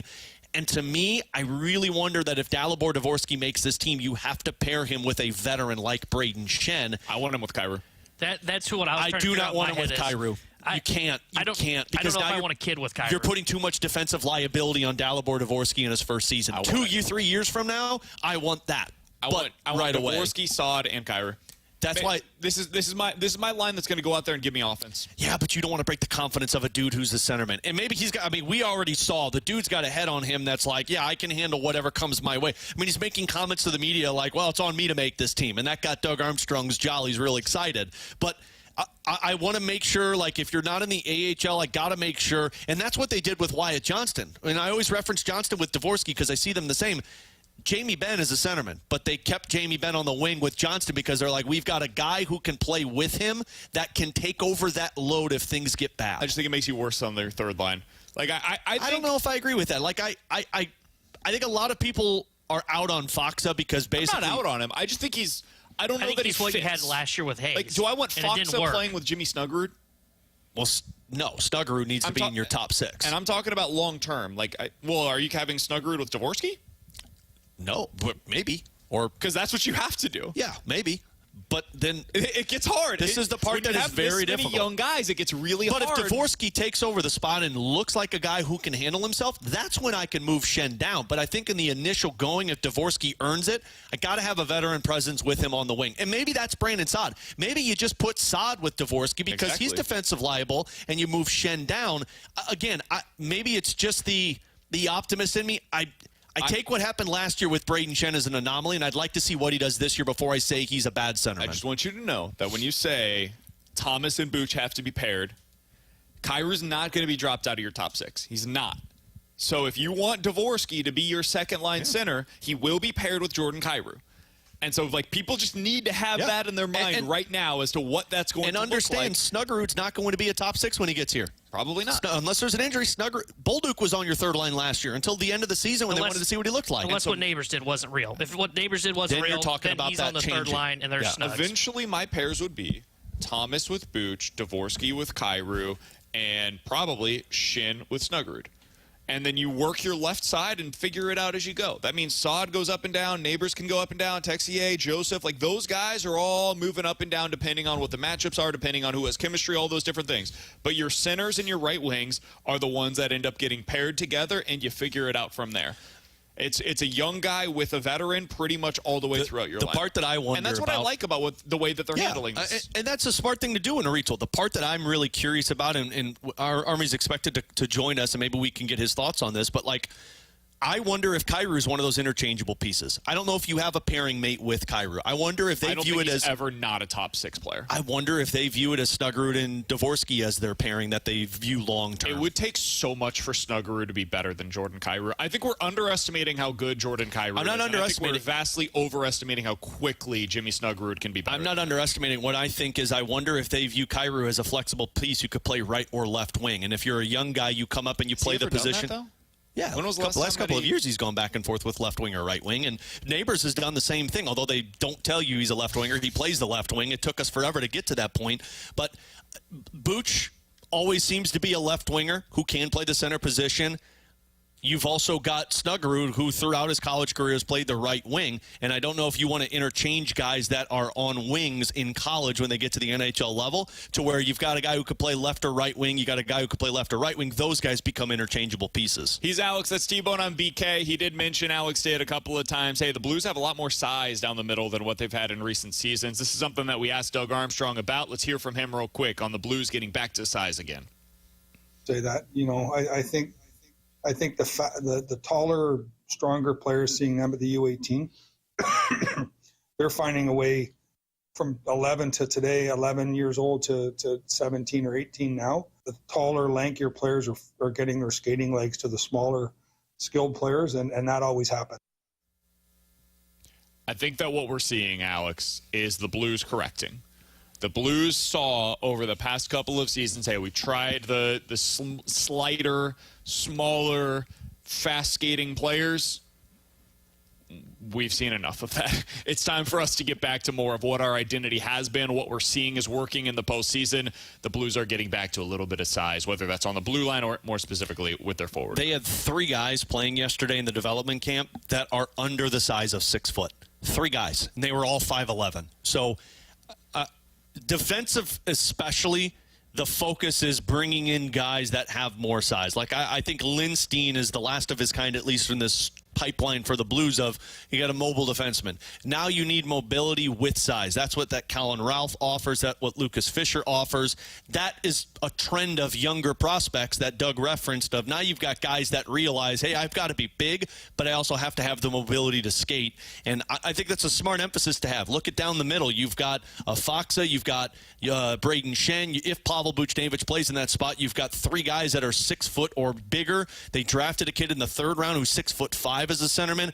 Their focus is getting big down the middle and getting big on defense, which I do believe watching Vegas win, watching Florida win, that's an emphasis in the NHL that's starting to be a trend. And Robert Thomas, by the way, not a small guy. And he's bulked up over the last couple of years too, which you also have that size. All right, coming up next, 314-399-9646 is the Air Comfort Service text line. We'll get to more likely to happen. We're expecting a couple of Blues prospects to come through today as well, and Doug Armstrong going to be stopping by at some point in the 1 o'clock hour. All of that, plenty more to come here on 101 ESPN.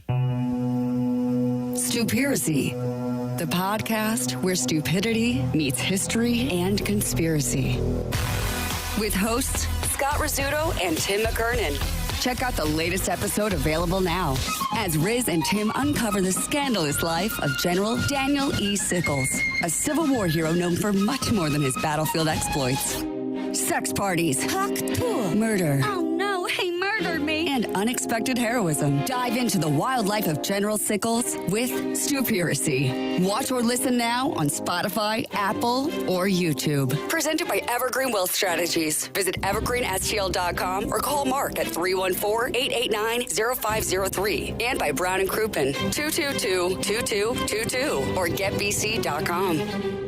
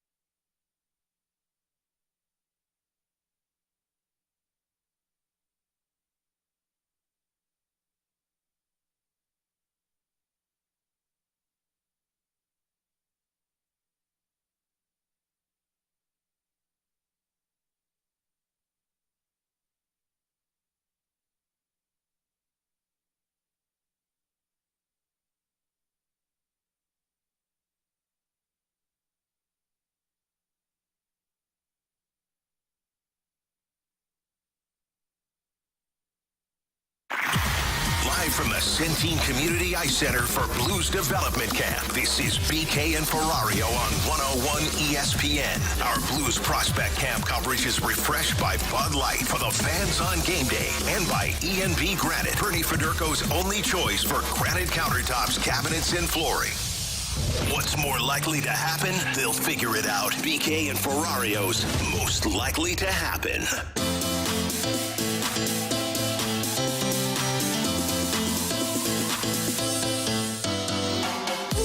314-399-9646 is the Air Comfort Service text line for more likely to happen. You give us two scenarios. We'll tell you which one's more likely here on BK and Ferrario. Let's start with this one, boys. More likely to hit 20 home runs for the Cardinals this year, Brendan Donovan or Nolan Arenado? Yeah. Nolan Arenado currently has 7 home runs on the season. Brendan Donovan currently has 8 home runs this year. I see what you're doing. You're setting this one up for the right answer, and it's Brendan Donovan. Nolan Arenado is not getting to that this season. Yeah, that's sad. I'm going with Donovan. He's clearly got more pop in his bat now than what Nolan Arenado has. I don't know if he'd get there. 20's a lot for Brendan Donovan, but he's got a better chance than Nolan. Can you remember something like this? Like, obviously, Tim Anderson's the one that we would immediately point to. Jose Abreu. Like, yeah, I guess that's fair. There's a lot of examples of it just going. And now, at least Arenado's hitting for average still. Abreu is 36, though. Like, that makes sense to me. Nolan Arenado is 33 years old, and it looks like he's just gone. Like, just overnight, no longer has power. It's crazy, man. Well, how old was Anderson? Anderson was like that age. I think he was like 30. Anderson is the comparison. He was like, I think, 30 or 29 when he lost all of his power. He was 30 when everything went for him. He was a good player, and then, like, in 2021, he hit 17 home runs, had a slugging percentage of .470. And then it went down to 395, 295, and 225. That's slugging percentage by year over the last 3 seasons. Yeah. So he would be the comparison, but he was never a Hall of Fame level player, and he topped out at 20 home runs in a season. This is maybe somebody on the text line has a good comparison for what we're watching here. This is a guy that was a consistent 30 to 40 home run hitter that is just gone at the age of 33. It's crazy to me. I'm going Brendan Donovan as well. Guys, more likely to happen, who plays more games at the NHL level next season, Dalibor Dvorsky or Zach Bolduc? Ooh, I like that one. Pit me against the boys. Yeah, baby. I'm gonna go with Dvorsky because there's an easier opening at center than there is on the wing. So I'll go Dvorsky. You know, BK, people don't tell you enough, but I like the way you think. Boy. I'm going to go Bolduc. I don't think Dvorsky's going to win the job out of camp. And if that's the case, he probably goes back to juniors. Maybe he goes to the AHL, but my guess is he goes back to juniors. Bolduc at least is like one phone call away or one injury away. If Dvorsky goes back to juniors, you won't see him for the rest of the year. And I'll be curious with this. I don't think he goes back to juniors. I think he's AHL or NHL bound. That's I think what I'm trying to figure it. out, if he's going to go back to juniors or not. I'm just going to take the safe bet and say he does go to juniors. Yeah. And since I'm going that route, that's why I think it's Bolduc. Yeah, I think it's Bolduc. Or I'm sorry, I think it's Dvorsky. I think Dvorsky's going to get a little bit of run at the beginning of the season for how he looked in development camp, and obviously things can change once you see him against NHL players.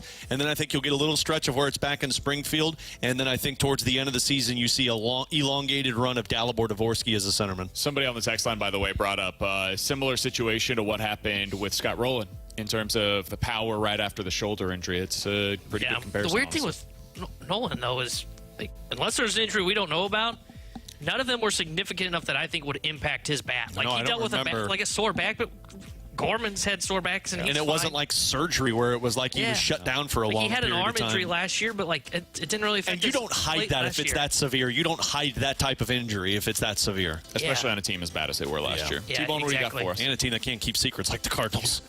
Yeah, that's true. It's Tommy Edman, in which case they kept it a secret all offseason. Or Mo just actually didn't know who had the problem, like Michael Sinise. Yeah, he thought it was a different Tommy in the organization. Guys, more likely to happen: the Blues finish with more than 87 points this season, or they finish with less? 87? And just to give you an idea, last year they had 92. The Wild had 87 last year and missed the playoffs by 11 points. I'll go first because I'm the homer. I think it's above 87 points. I mean, I understand, and look, I do believe that you got worse in terms of the Central Division rankings because of Nashville's improvement, because of Arizona's improvement.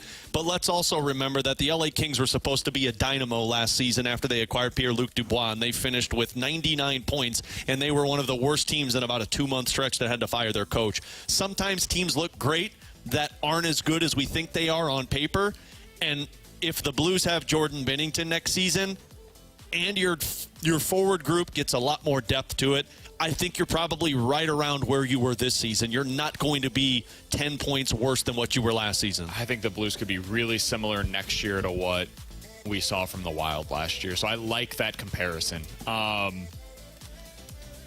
I'll say it's more likely they go under because the math is always in the critics' favor. If they have one guy that we don't want to get hurt that does, and he misses a significant amount of time, I mean, this team is thin. If you get an injury, a significant one, and knock on wood, hopefully this doesn't happen, but if one of Thomas, Kyrou, Buchnevich, or Parayko or Benner goes down for an extended period of time, it would be a massive blow to this team in a way that it might not be for some of the other more top-heavy teams. If you had to rank the guys that, if they got injured, how big of a blow it would be to the team, how would you do it?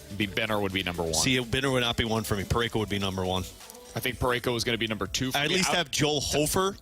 Robert Thomas is higher on that list than maybe people I think I would go Parayko, Thomas, then Benner. And the only reason I'm doing that is because I know Joel Hofer can hold down the fort at least for 15 to 20 games. Who's hold down the fort of 23-plus minutes a night against the other team's best line when you lose Parayko?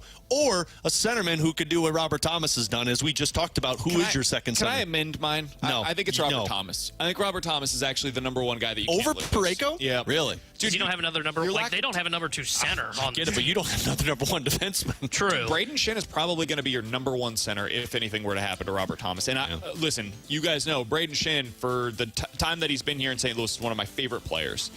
At this point in his career, that's just not a good situation to be in. I don't know if I could pick between Thomas and Parayko. I think it's a tie for one because you don't have a guy that can replace Parayko's minutes on the right side. I mean, who would go up there? I think you'd almost skip Kessel up to the top line, then play Falk on top pair I think minutes. they would be probably Falk playing 23 minutes a night, and Kessel would be getting second pair. But and then you don't have a number 1 center. Like they've got 30 goal scorers on this team. They clearly don't believe that Neighbors is. They don't believe in what they saw in Neighbors last year. They think it's possible, but they're not willing to completely commit to it. So they think they've got potentially 3 30-goal scorers on this team. It's Kyrou, it's Thomas, it's Buch. Well, Thomas is the only guy that can play number 1 center for you, so I would put him up there with Parayko. And then I would say Buch and Kyrou were 3-4 on that list, and then it goes to Jordan Binnington at 5. All right, let's get to a few of these. 314-399-9646 is the Air Comfort Service text line. Rapid Fire Edition for more likely to happen. More likely, Mizzou makes the college football playoff, or they win less than 7 games next year. College football playoffs. Agreed. I'd be shocked if they win less than 7 games. If they win less than 7 games, what a terrible, terrible coaching job by Eli Drinkwitz. Or Brady Cook got hurt. Yeah. Those are the 2 scenarios. And I wouldn't count on an injury like that. Don't they have another really good quarterback, though, on their roster? Sam Horn's their backup, and he just got Tommy John, I think, so. Oh, I thought there was another kid that they brought in. Maybe it's a recruit. They've got a freshman, but I mean, it's a freshman quarterback. You don't throw freshmen in? I'd say more likely they would make the playoff. Even if they did lose Brady Cook, like somebody can, they would just run jet sweeps with Luther and he'd run like crazy. More likely that the Cardinals win the Central win the Central or miss the playoffs. I don't think they're going to miss the playoffs. I also don't think they're going to win the Central, but I'll say the Central's more likely. This National League sucks behind them, so there's no way that they miss the playoffs. You guys are going to be surprised by this. I'm going to say it's more likely they miss the playoffs than win the Central. You're like the most positive person I know on this team. Is this because the conductor hat's not here and you can't put it on? A 6-game lead is it's a lot. You need to be 7 games better than the Brewers in the second half of the season. But this is my thing with the person. I don't know how they're doing it still. The rotation. They're making trades, baby. That's how they're doing with you, but they're 7 games better than you already. That's just a lot to make up in the second half, and especially when you don't have as many games head-to-head against them. So when you got a negative 37 run differential, you play as many 1-run games as the Cardinals do. Those can flip on a dime. Suddenly, things are going in the wrong direction. I am not anticipating this, but if I had to say which one's more likely, it's more likely that they end up missing the playoffs than winning this division. Coming up next, was that the swing? They got Nolan Gorman back on track. It's been bound to happen eventually. We'll talk about it next here on 101 ESPN.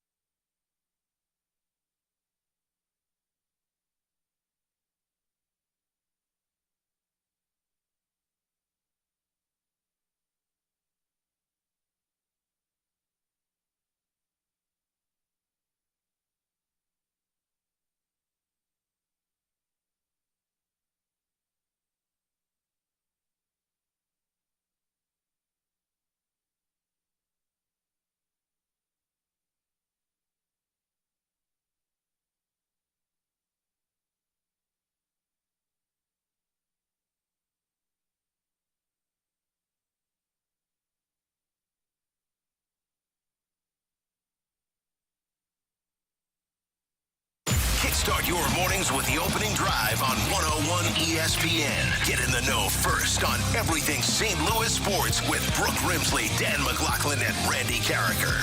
The opening drive, weekday mornings from 7 to 10 on 101 ESPN. The opening drive is presented by Sumner One. 101 ESPN Sports Center. Gorman's Granny powers Redbirds. I'm Bradford Bruns with a Sports Center update brought to you by Saliga Heating and Cooling. Cardinals second baseman Nolan Gorman had been desperately searching for a breakout performance. Mission accomplished during last night's series opener versus Pittsburgh. Gorman belts a fourth-inning grand slam as St. Louis prevails 7-4. Ali Marmol's pin also extremely sturdy late. John King, Ryan Fernandez, Jojo Romero, and Ryan Helsley all post scoreless appearances. Miles Michaelis will start Game 2 at 5:40. 2 hours from now, though, the Blues hold one more scrimmage to wrap up development camp. Yesterday, STL extended forward Pavel Buchnevich 6 years, $48 million. This Sports Center update was brought to you by Saliga Heating and Cooling, an independent American Standard heating and air conditioning dealer.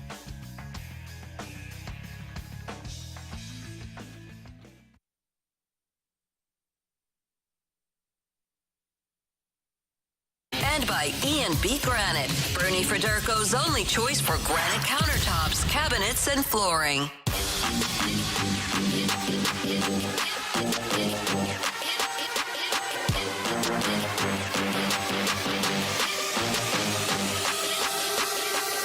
The 1-2. Swing and a high fly ball left center. Sawinski on the run, going toward that deep part of the wall at 410. It's gone! And opposite field, grand slam for Gorman on a 2-strike count. And the Cardinals have broken this game open.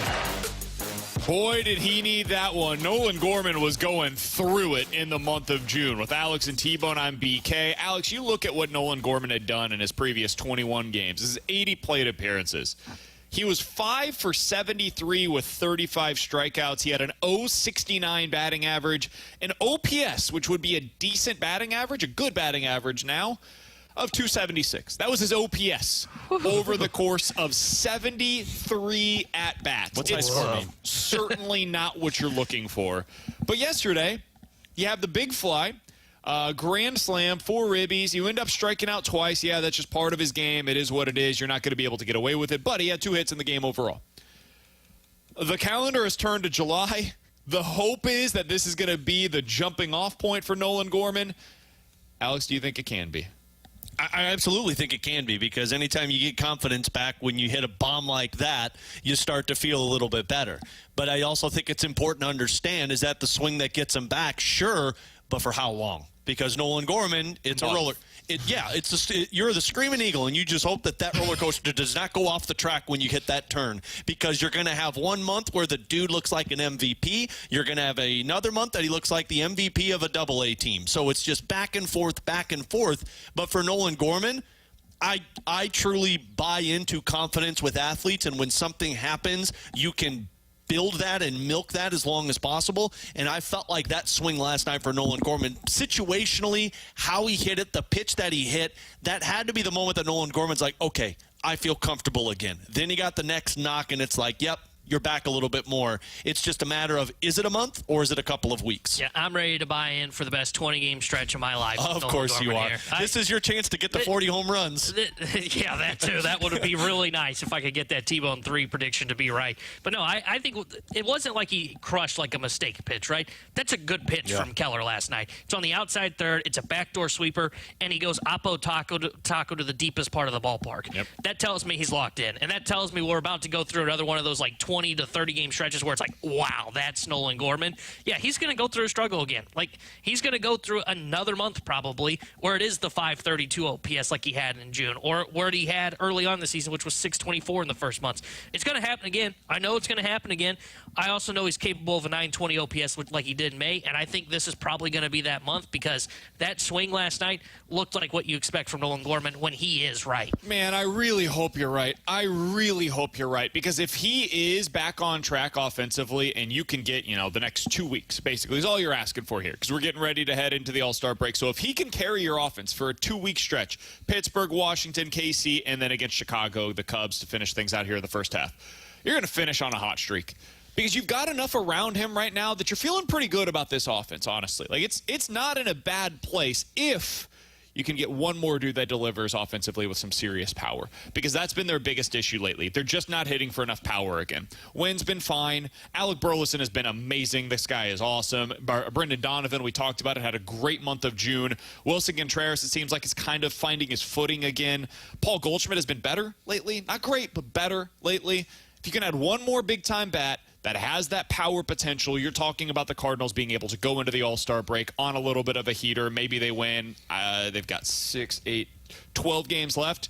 Win 8 out of 12, 8-4 the rest of the way. Feeling pretty good about that. Now you're going into the All-Star break at 52-44. That's a nice place to be. And to your point on that, going into the break on a little bit of a heater, not only did you go on the break on a heater, but even while Gorman wasn't slugging and now can help you close this kind of back-end stretch going into the end of the first half, what did we talk about like 2-3 weeks ago? Because they had like 8 of 10 series against teams in the wild card race. Yep. You know what's happened? They've separated themselves. I mean, the Cubs and Nationals have kind of fallen out of this a bit, 5+ games. The Cardinals have now moved themselves up into a clear wild card picture for the time being and help really solidify and tell the front office, by the way, hey, maybe you're not significant buyers just yet based on the way they're playing, but hey, look, we've separated ourselves from the muddy middle. It's time to go out and buy it and help improve this team. I'm confident at this point that the Cardinals are better than the Giants, the Pirates, the Reds, and the Cubs. I'd agree with that. I'm very confident in that. I think you're better than the Nationals. I haven't really seen them lately, so it's hard for me to say with the same amount of confidence. I think you're better. I think you got better pitching.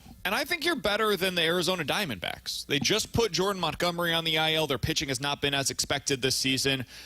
Corbin Carroll, I think, is starting to get back on track a bit, but he's still not the player that he was a year ago. So really, we're talking about Atlanta, St. Louis, San Diego, and the New York Mets as the 4 teams that are in contention for these 3 wild cards. And I personally think you're better than San Diego. San Diego's like you in terms of a roller coaster, but I think your bullpen sets you above the San Diego Padres, because if you can at least be in a 1-run game, you can lock it down. And really, it comes down to the Mets. Like, what are the Mets going to do?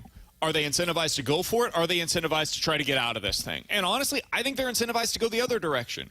I don't know that they will, but if you had their front office on Truth Serum, I think they would tell you we would rather fall out of this race than continue to play the way that we have been. And they are hanging on by toothpick and bubble gums, guys. They are being held together by that right now. The last 3 games, they've gone into extras. And this is against the Houston Astros and now the last couple Cardinals did that versus the Marlins, though, and look at us. No doubt about it. But they've got the rest of the way Washington, Pittsburgh, Washington, and Colorado again, and then they open up the second half of the season against Miami. So they have a schedule that will potentially allow them to get right back into this thing. And then, think about this, going right into the trade deadline, 2 against the New York Yankees. Oh, that won't be pretty. 4 against the Atlanta Braves. 3 against a pretty darn good Minnesota Twins team. So that's going to determine what their course of action is going to be heading into this year's trade deadline. They're the team to me that is most intriguing heading into the deadline. The rest of these, I think the Cardinals have separated themselves from the rest of the pack in the NL wildcard race. And I think Gorman, going on a bit of a tear offensively, can be a big part as to how you continue to establish yourself as the clear-cut 2 or 3 in the wildcard race right now. With Alex and T-Bone, I'm BK. We're expecting another player or prospect coming through in the next 30 minutes or so here on BK and Ferrario. We are expecting Doug Armstrong to join us at some point in the 1 o'clock hour as well. But coming up next, the Junk Drawer here on 101 ESPN. Saturday, Braves and Phillies. Pregame at 5:30. First pitch at 6:15. The MLB lives on 101 ESPN.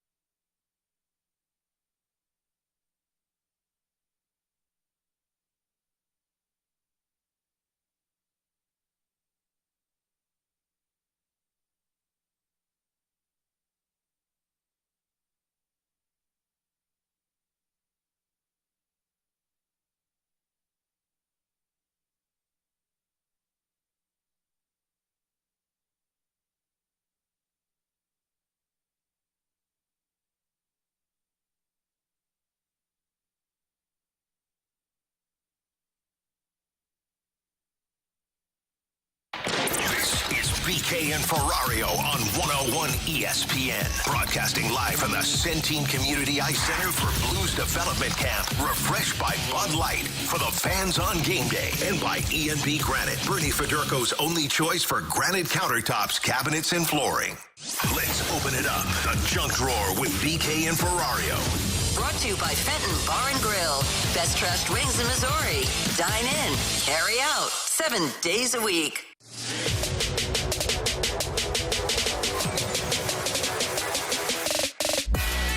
So normally we do the junk drawer right here, but we're going to class things up a little bit. We decided, let's go ahead and get a top prospect in the system to come our way. So here momentarily, Blues former first-round pick from last year's draft, number 29 overall, Theo Lindstein is going to join us here in just a little bit.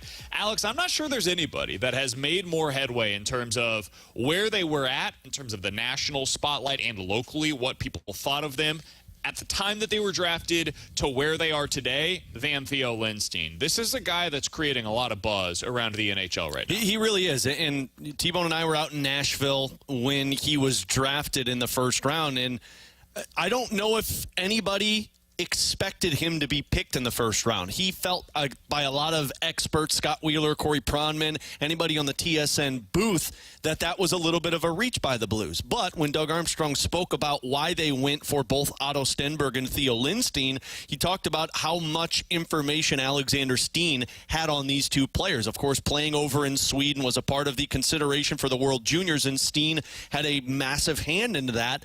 And I remember Army talking about what Steen liked most about them, and they talked about Stenberg's leadership and Theo Lindstein, how already he was playing against men in Sweden. When he was 17 years old, he was playing in the Swedish Hockey League. And that's meaningful when you're that young, playing against guys who are 32, 33, 34 years old that aren't in the NHL, trying to get to the NHL, and this guy was performing on that level. So it felt like a reach for a lot of people. Steen obviously had information that they felt like was working in his favor.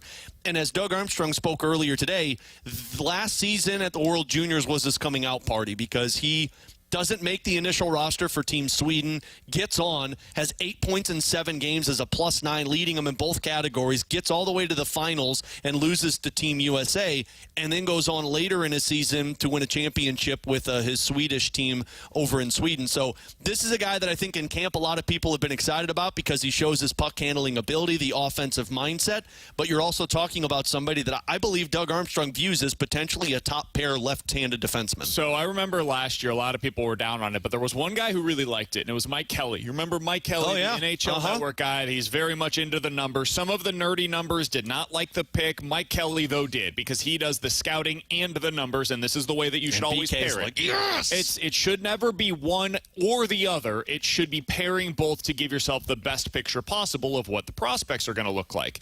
And he said at the time, Theo Lindstein goes 29th overall to the St. Louis Blues. Love the pick.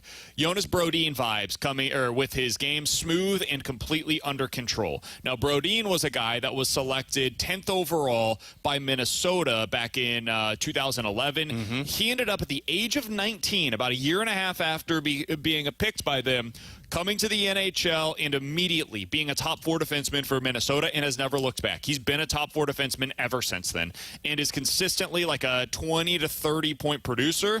I think the biggest thing that might have changed from when he was selected to where we are today with Lindstein is you might be able to get a little bit more offensive production out of him than what maybe people were expecting whenever he was first selected. Yeah, I mean, Brodin was 6'2", 196 pounds, so like that was more of like the physical, bigger defenseman, and I think that's probably the knock and what dropped Lindstein down a little bit in that draft and why people felt like it was a reach, because you're talking about a guy who was 6 foot, 176 pounds, but the NHL has adapted so well into puck-moving, puck-handling defensemen that's where these guys skyrocket. And I think the Jonas Brodin comp is very interesting because you've got a guy who's mobile, who has the ability to get the puck on net. Size might not be there, but you're talking about somebody who's got top 4, top pair potential, and that's where you really come into play with somebody like that. And I think that's where the emphasis really lies. I'm not sure there's a player that has created more buzz so far at development camp than Theo Lindstein, and the young defenseman is joining us now here in studio. We're broadcasting live at the E&B Granite Studios at the Centene Community Ice Center, where the St. Louis Blues are hosting their development development camp this week. Today is the final day of development camp. Alex was on the call last night for the scrimmage, and you saw Theo Lindstein in action last night there. Theo, we appreciate the time, man. Thanks so much for hopping in studio with us. How's this week been for you?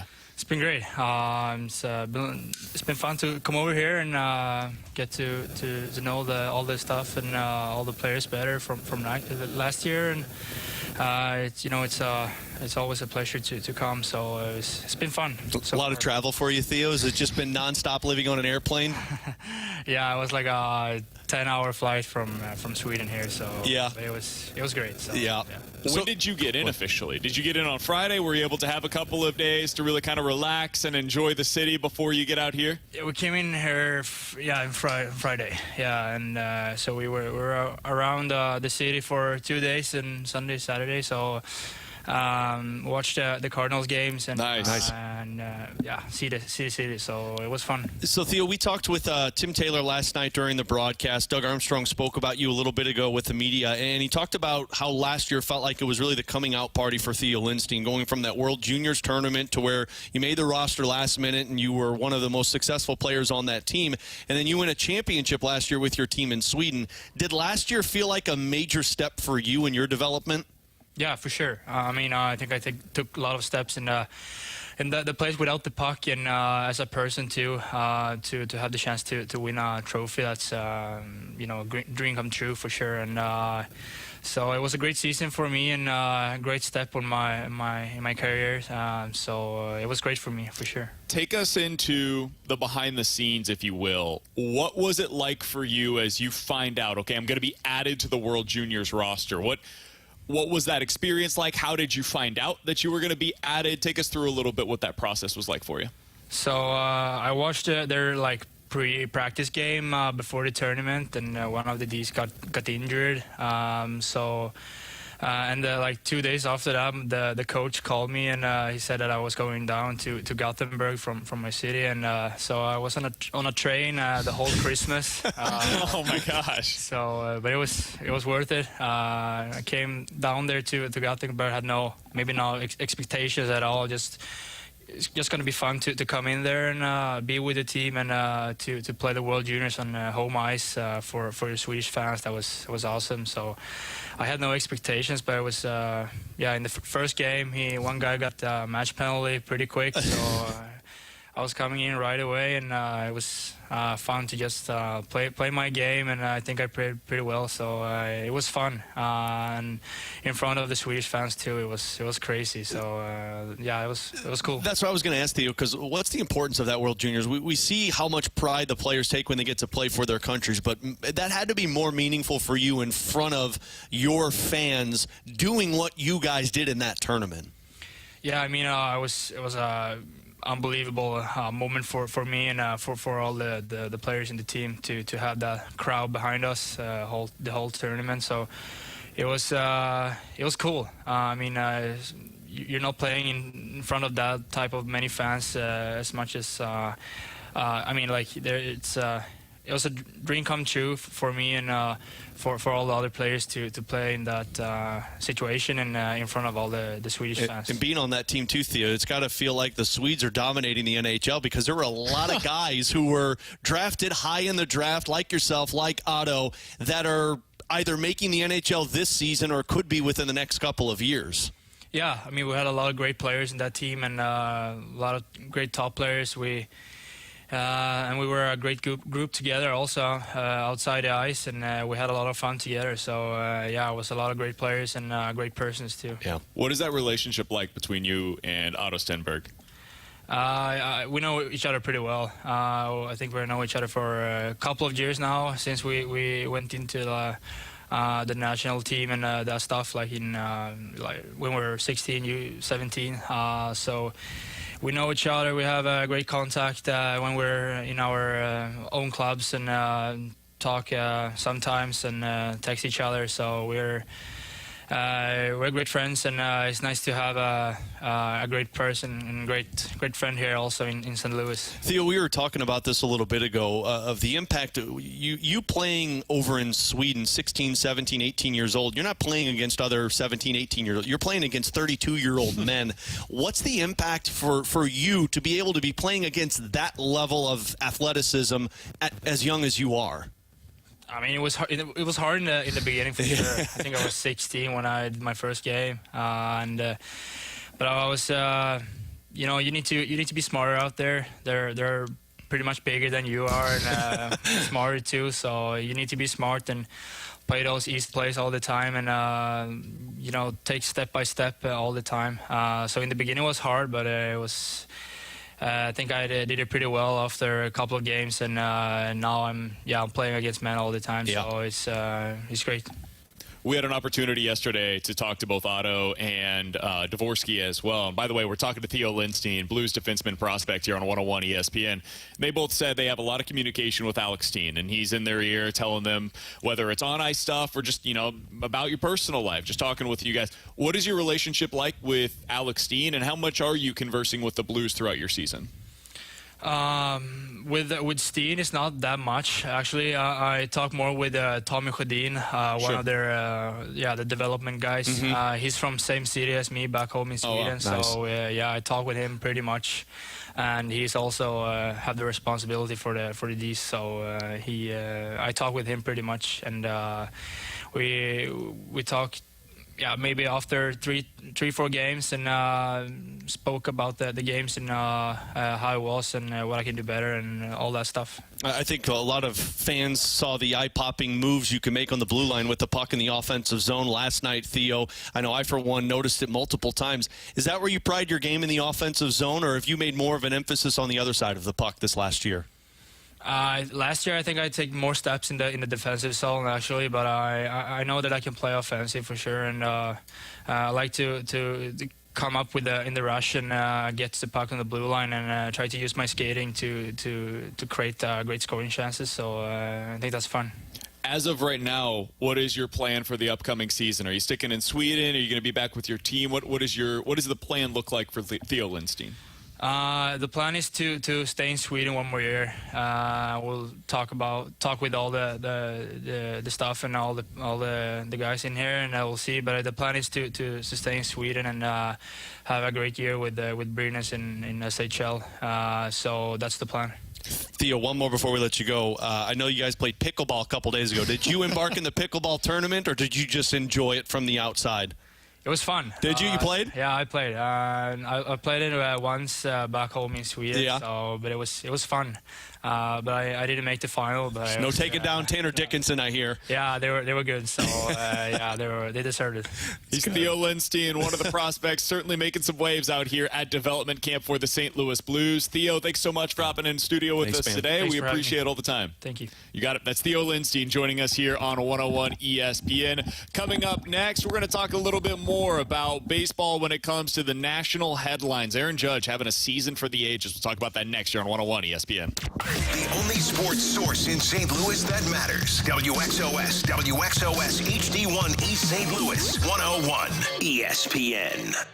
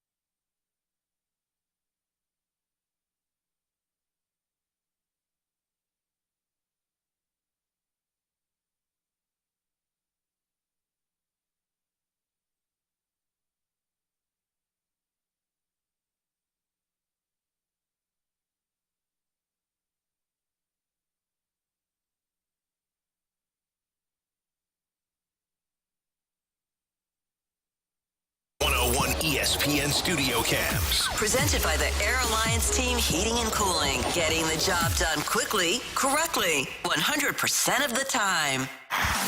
BK and Ferrario are broadcasting live from Blues Development Camp at the Centene Community Ice Center. Refreshed by Bud Light for the fans on game day. And by E&B Granite, Bernie Federko's only choice for granite countertops, cabinets, and flooring.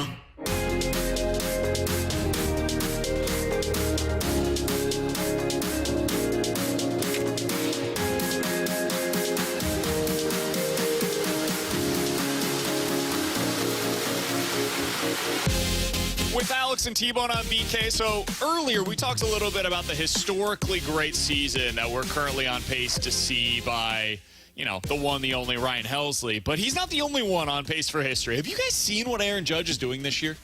Yeah, but it can't be any better than what he did last year. Remember, you didn't like that last year. Well, it was 2 years ago, and that was mistake. when he had 62 home runs over the course of a season, and we decided just totally randomly. What does that mean?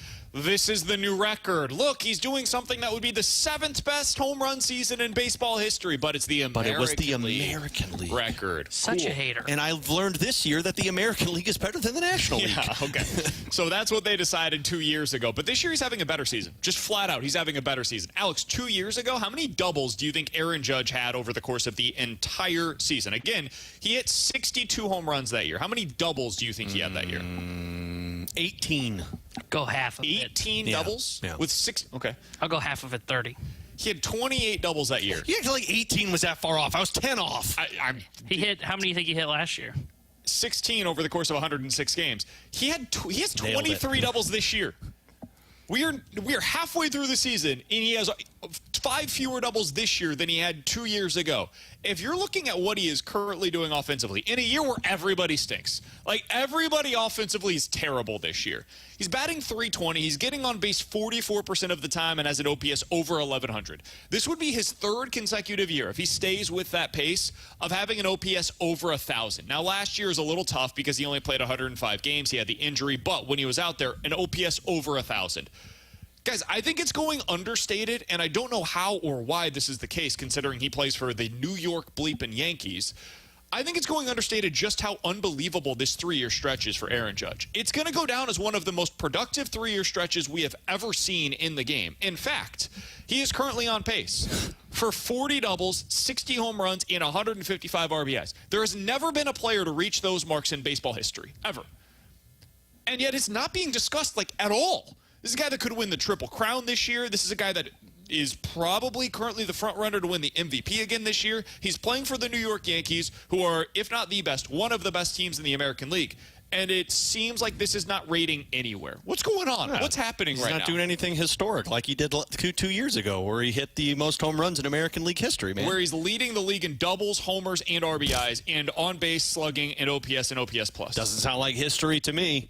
Most home runs in AL history. That's history. This is going to potentially go down as one of the greatest seasons that we've ever seen. If you look at just the wins above replacement numbers, I know it can be hit or miss. A lot of people do not like looking at wins above replacement. But he's on pace for nearly 12 wins above replacement this year. A really good season is 6. Like an excellent season is 6 wins above replacement. He's potentially going to double that up.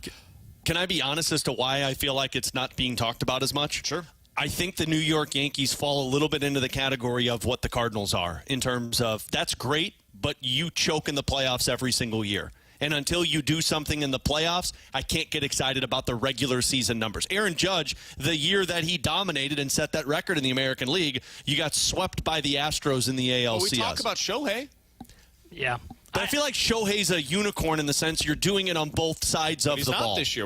We're talking about Shohei this year with the Dodgers doing it just offensively, and he's doing it not as well as Aaron Judge is. I'm not sure it ties in. I feel like that's the Dodgers that we're talking about. To me, it doesn't tie into playoff success because you could have said that about him in 22 with the Yankees. That team ended up getting, I think they lost in the CS or DS. I can't remember exactly when.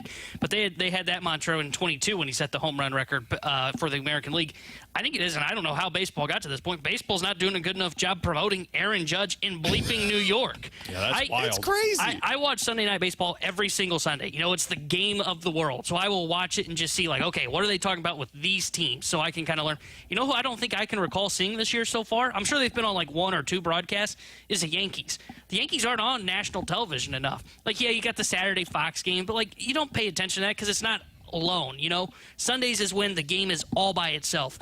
And Major League Baseball's not doing a good enough job of saying, we need to get the Yankees and Judge and Juan Soto, by the way, maybe arguably one of the best 1-2 punches in Major League Baseball history, promoted well enough. I think it's a major miss by Major League Baseball because until you brought this up to me today, I'm a huge baseball fan. Had no idea that he was doing these incredible stuff in New York. In the last 50 years, here's the entire list of players that had at least 11 wins above replacement in a season. The entire list in the last 50 years of Major League Baseball, which, again, he's on pace for 12 this year. This is 11. Barry Bonds, he did it in 01 and 02. Cal Ripken Jr. in 1991. Joe Morgan in 1975. End of list going back to 1967 when Carl Yastrzemski did it. Before that, you got to go back to Willie Mays, Mickey Mantle, Stan Musial, Babe Ruth, Lou Gehrig, Rogers Hornsby, Ty Cobb. That's the entire list of guys that have done it in the history of Major League Baseball.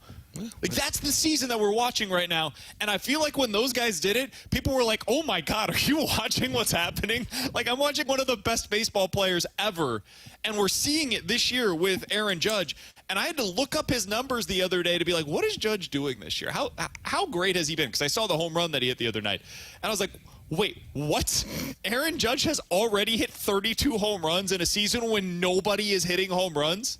It's legitimately crazy to me that baseball isn't doing a better job of promoting this. And shout out to Bradford, who's running board for us. He just texted me. How many times do you think the Yankees have been on Sunday Night Baseball? And we're in July, so we've played 3 months of baseball now.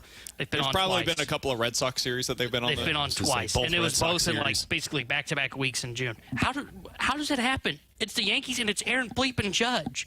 Come on, he's got to be out there more. Like, what are we doing, Major League Baseball? Have we spread the wealth, right? Have we been desensitized to greatness in baseball because of what Shohei did? Like, I do wonder if there's something to that, Alex, because what we're watching is, like, if he continues this, it will be one of the best seasons in baseball history. I mean, like, full stop. Think about it, though. Prior to Shohei, we were talking about individual season basis for certain guys, whether it was pitchers. I mean, we were talking a lot about Mike Trout. You were talking about Mookie Betts. You were talking about, like, Trey Turner with stolen bases. And then, like, once Shohei happened and it was doing it on both sides of the field, it felt like it was just like, yeah, but you're not Shohei. You know? Like, yeah, that's cool. You've hit 50 bombs in the season, but, man, you're not Shohei because you're not pitching the side of it. Like, it does feel a lot like, unless you're doing something that has never been done in baseball, which Aaron Judge is, they're not going to get excited about it. The other thing is, like, if you look at Judge, he should be the exact type of player that captures our imagination. This is a guy that is 6'7", 280 pounds, and he's playing defense in center field this year. That seems like a bad managerial decision. Like, he is their best defensive center fielder option. And, oh, by the way, is batting .321 and hitting the ball harder than anybody in the sport. And doing it in a way that nobody ever has. Like that, and he's doing it for the Yankees. He's doing it for one of the best teams in baseball in the biggest market in baseball. I am shocked, and maybe this is just, I don't know if this is me projecting because I didn't realize just how great Aaron Judge has been this year, and maybe that's on me. But I don't think this is getting a lot of attention nationally. I don't expect, like, the debate shows to be talking about it. Baseball doesn't rate in that regard. They're going to be talking about the latest basketball player that signed for $30 million. Like, that's what they do. I get that. I understand it. They're going to be talking about the Cowboys and why there's so much pressure for them to win the Super Bowl. Cool. But I expect this to be like a lot of baseball podcasts that I listen to. I would think they would be spending more time talking about this, and I have heard it nowhere so far. I think, and I pushed back against this originally because of 22, but more I think about it, Alex might be right, it may be about October. I think it's more about baseball. We talked about this a couple of weeks ago. How do you grade the Cardinals? Well, I'm not judging the Cardinals on the regular season. I don't care what they do in the regular season as long as they're there in October. And I think that's kind of where it is now for baseball is there are so many markets that look at what October means that it just kind of slides under the radar. Like Yankees fans, they don't care what the Yankees do as a team in the regular season. They care, are we going to go win a World Series? I mean, look at how great Juan Soto's been for the Yankees, and it's like, man, it feels like it's an afterthought because it just really feels like unless you're doing it on the October stage, it just flies under the radar. Or if you're doing it post All-Star break. It feels like pre-All-Star break. That's fair. Major League Baseball is like, yeah, cool, but talk to me late July. And the thing we're for getting Judge, a prime Soto season, by the way. He's been as great as Judge has been. Juan Soto is like tied for first in terms of their MVP this season. And for Aaron Judge, he's been good. He's been fine in the playoffs. Yeah. You know, he hasn't been this Aaron Judge in the playoffs. His career in the playoffs, 772 OPS. You don't expect that from Aaron Judge, who's putting up these kind of historic numbers. With Alex Ferrario and Tanner Hendrickson, I'm Brandon Kiley. At some point in the 1 o'clock hour, we are anticipating being joined by the president of hockey operations, Doug Armstrong. We're broadcasting live at the E&B Granite Studios out at the Centene Community Ice Center. The Fast Lane will be broadcasting live at Centene later on this afternoon as well. They will be doing so from the rink, where they're going to be having a scrimmage coming up in just a little bit. So be sure to stay tuned for that. They are coming up at 2 o'clock. By the way, the Fast Lane is also going to be participating this year in something that we will not be joining them for, unfortunately. They decided they don't want us there They must this not year want to for win. the Home Run Derby. They're going to be squaring off this year on their own against the Rizzuto Show for this year's Softball Home Run Derby. It's hosted by the O'Fallon Hoots. It's coming up on July 27th at Carshield Field in O'Fallon, Missouri. Rick Ankiel is going to be there. Brian Jordan's going to be there. GA tickets are on sale for you right now for just $15. It's brought to you by Swiss Air Heating and Cooling, Faster House, and by Zwickle Light. You can check out all the details for that at 101ESPN.com. Coming up next, 314-399-9646 is the Air Comfort Service text line. You give us 4 options. We'll tell you which one's got to go here on BK and Ferrario. Text us anytime at 314-399-9646 on the Air Comfort Service Heating, Cooling, and Insulation text line on 101 ESPN.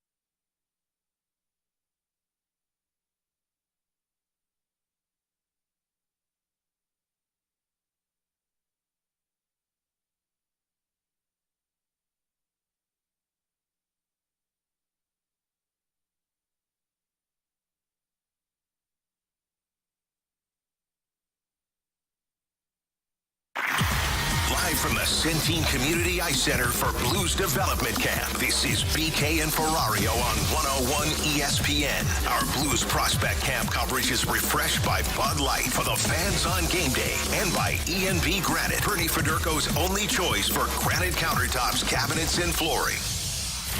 This is BK and Ferrario. Time now for One's Gotta Go. We offer up the talking points, and you get to pick which one's gotta go on 101 ESPN.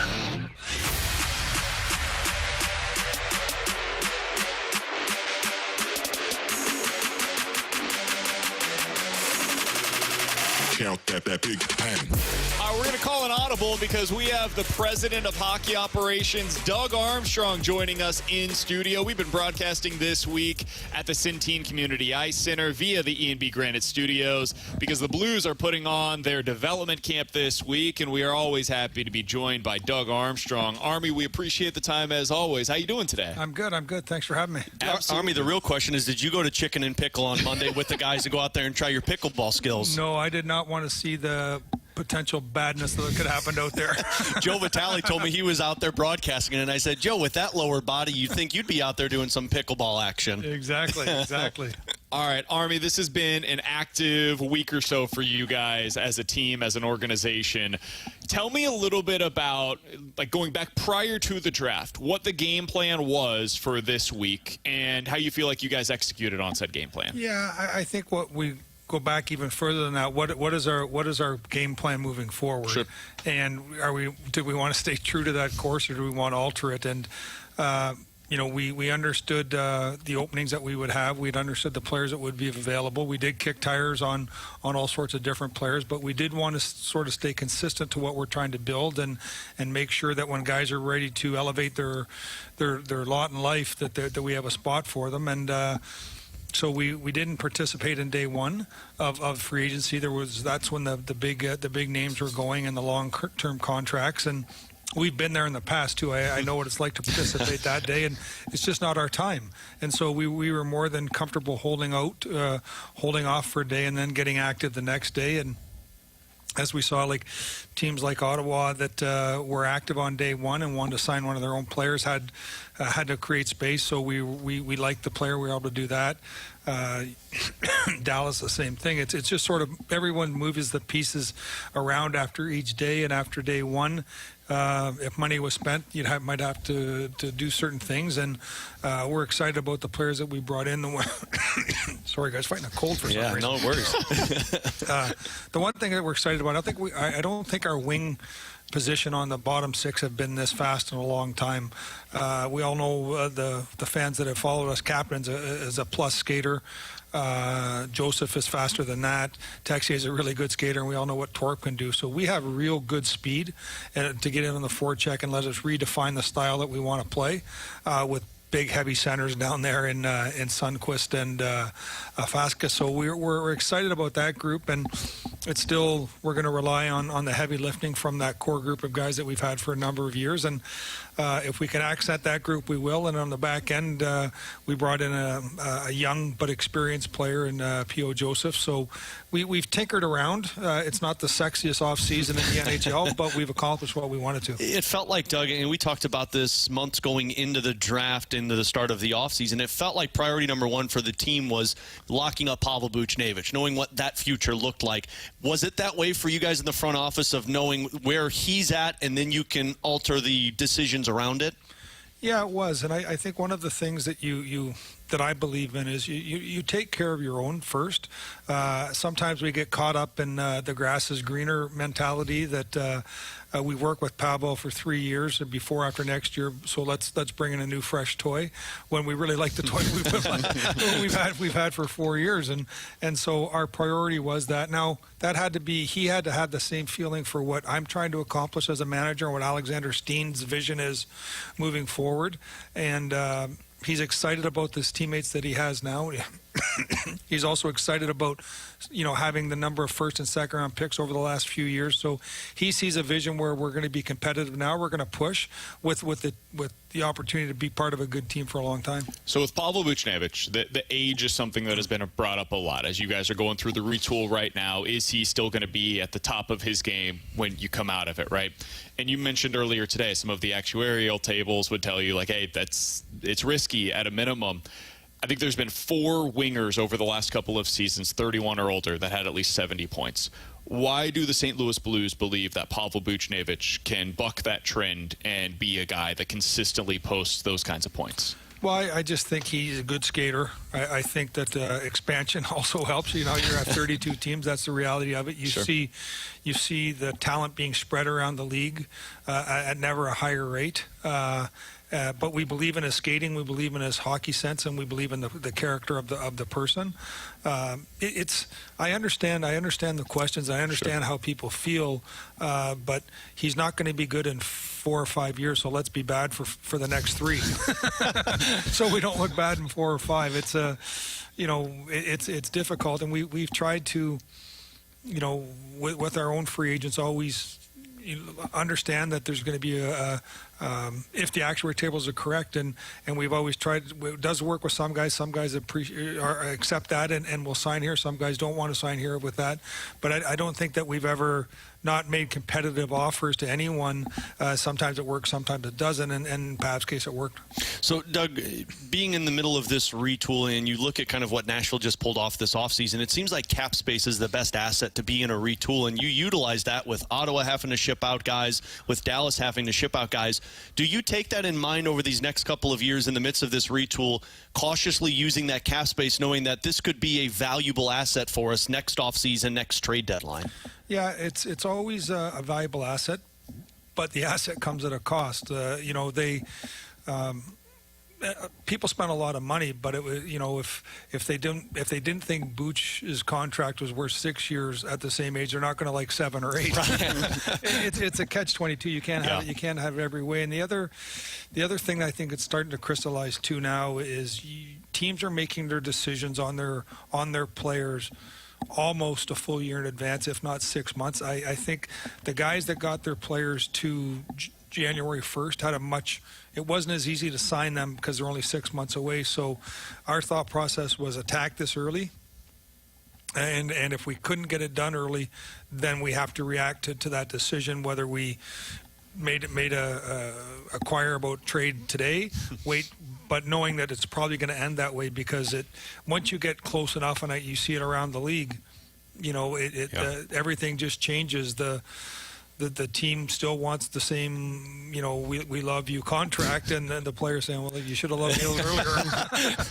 We're talking to Doug Armstrong, Blues president of hockey operations here on 101 ESPN. So, Doug, I would say the thing that we've heard the most about from our text line, from our YouTube chat today, the question that Blues fans have is, what do these trades, what do these signings mean for the young guys, for guys like Bolduc, for guys like Zach Dean? When you're thinking through what the plan is this offseason and what it's going to mean playing time for those guys, how do you balance getting opportunities for somebody like Zach Bolduc while also understanding we kind of want to make our roster something that we can go into opening night feeling comfortable with? Yeah, well, we saw what they could do last year in the American Hockey League, and then they came up. Both are going to get an opportunity to play with players they would be slotted in with the regular season in training camp, in those games, more importantly in practices, the pace of their practice with their line mates at their scrimmage, and their job is to push everybody down or wrong. If you just say, if you take those guys, then you have Walker and McKecker, and those are the most experienced players. That's 16. 14 guys are going to make the team.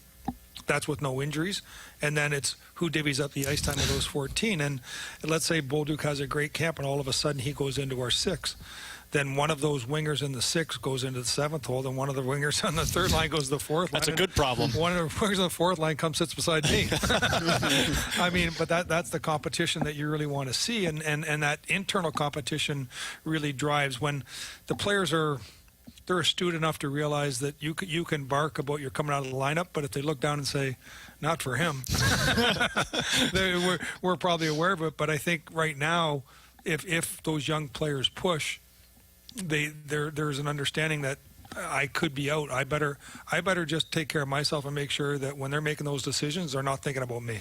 Doug, what do you make of the shift just in the Western Conference from the start of this free agency? We've seen Nashville spend a lot of money with Stamkos and Marchessault. Utah was very active at the draft, making their trades. Does it start to seem that Western Conference is starting to tilt back towards that competitiveness that they were a few years ago? Yeah, it does. I think that we saw that last year in the East, and I think that's why the point totals were a little bit different, is that, I want to say this correctly, the bottom teams that weren't trying to be as competitive as they were in the East, there was more points available. Now, we didn't get any, but there was more points available. But you look at Buffalo was stronger, Detroit was stronger, and so it was harder. There was more feeding off of each other, which brought that point total down to 93, I think it was, where ours was 98 or in that neighborhood. I think next year now there's not as many free points with you look at what Utah's done. They have a new ownership group. They got a new city. They've been through a lot of pain for the better part of a decade, and they have assets. And now, the trade that they made really helped them with Tampa, but not many organizations have the assets to make that trade. Right. And it's painful for them, but it's not as painful as it is for everybody else, because they've been a long time acquiring those picks. So I think the bottom part of the Western Conference has gotten bigger, so I think the point total to make the playoffs is going to come down, because I think we're going to feed off of each other. Doug Armstrong joining us for just another couple of minutes here on 101 ESPN. Doug, I wanted to ask you about your blue line, because that's been a topic of conversation a lot over the past couple of seasons. I believe you said last year around this time, hey, listen, we're running it back with these guys because we think there's more in them than what we saw the year prior, and if there's not, then this time we'll be talking about making changes. When you look at your defensive core today, how do you feel about that group? It's NHL average. I'm not going to say it's NHL average plus, and I'm not going to say it's NHL minus. Yeah. It's NHL average. What we would love to do is see the moons align correctly, where Parenko and Falk have a great year together. They went back to back where it was incredible years. Yeah, and so I think of just getting consistency from our group would make us a little bit stronger. But again, it's not like we were that far away now. Bringing in Joseph helps. Having Buchnevich a year more mature to take a different role. Having like Kessel, we know more about Kessel today than we did a year ago. So these guys are going to have to grow and take more. And but it's a fair question, and we are rolling back the same group as of today, and that's the way life is.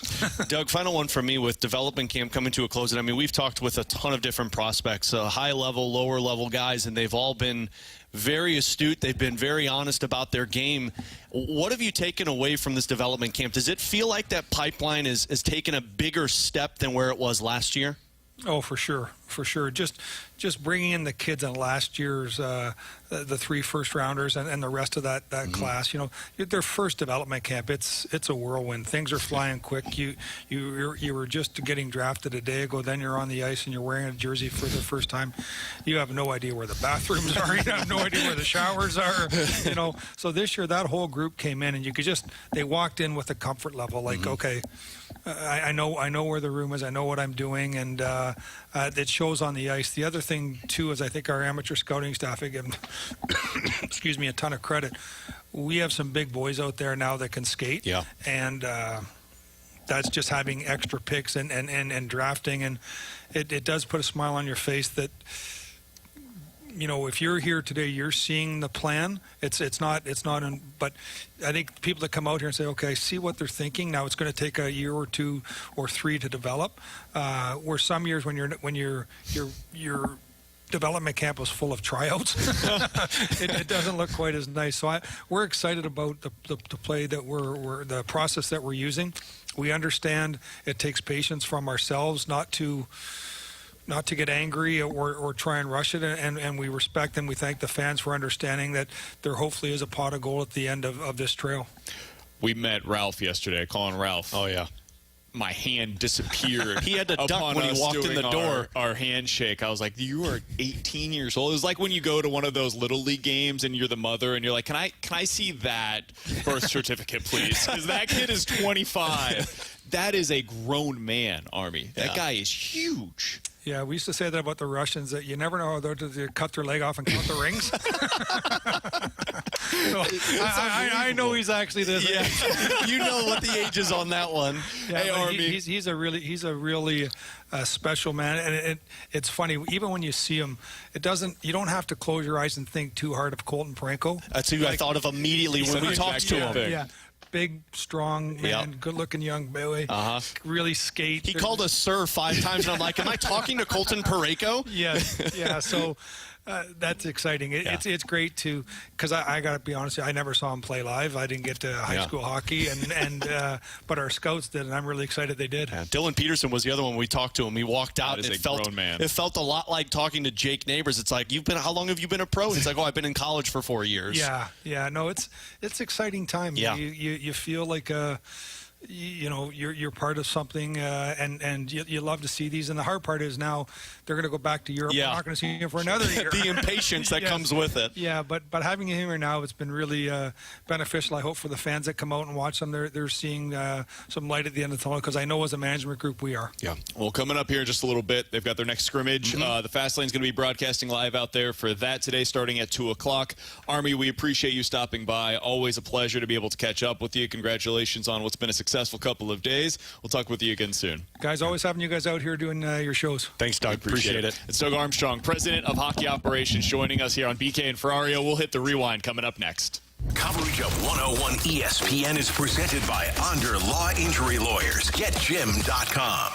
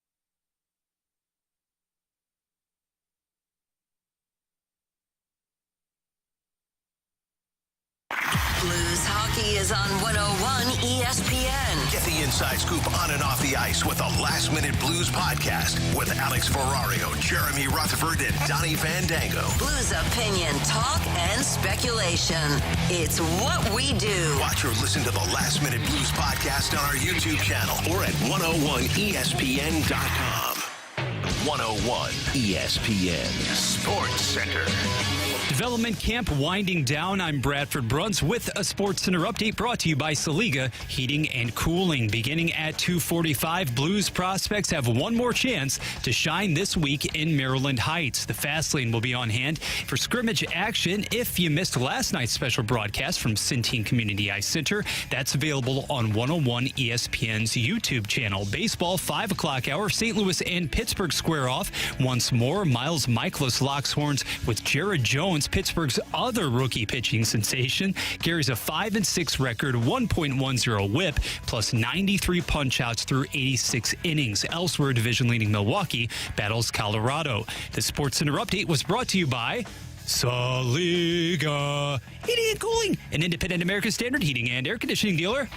We're back to BK and Ferrario's live coverage of Blues Development Camp at the Centene Community Ice Center. Refreshed by Bud Light for the fans on game day. And by E&B Granite, Bernie Federko's only choice for granite countertops, cabinets, and flooring. Let's run it back with the Daily Rewind on BK and Ferrario. Brought to you by Gloria Loom, your home sold guaranteed realty. Selling your home begins at GloriaHasTheBuyers.com.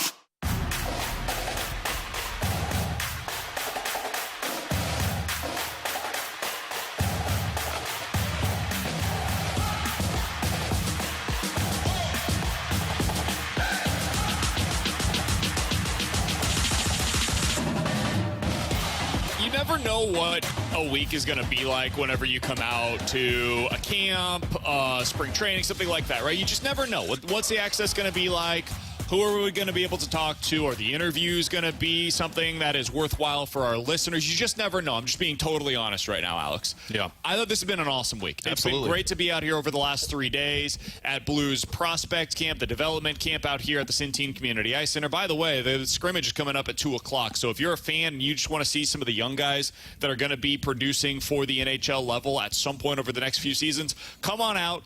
Check it out. It's out here at the Centene Community Ice Center. The Fast Lane is going to be broadcasting live during that. If you missed any of our interviews, you can check them out right now at 101ESPN.com. They're all going to be posted there. You go over, there's a landing page with all of them from this week. We talked to Snuggerud. We talked to Dvorsky. We talked to Lindstein. We talked to Dylan Peterson, Colin Ralph. Theo Lindstein, you mentioned. We've gotten them all. Everybody that they've had that is expected to be a big-time prospect for the Blues, they've come through. Yeah. And just a little bit ago, we talked to Doug Armstrong. So shout out to the Blues for making that possible. They do not have to do that, but they helped us out a ton.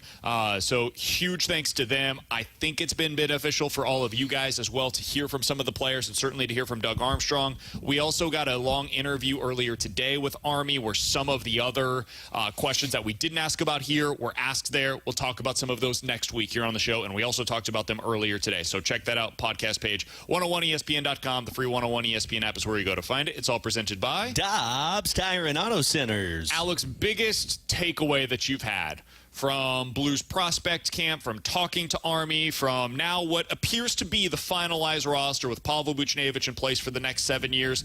Biggest takeaway from the week that was in Blues land? I think it's that the pipeline for this Blues team is much stronger than we give it credit for. And I understand the retool has got a lot of people skeptical of what this is going to look like and if it's going to take a few more years before they get there.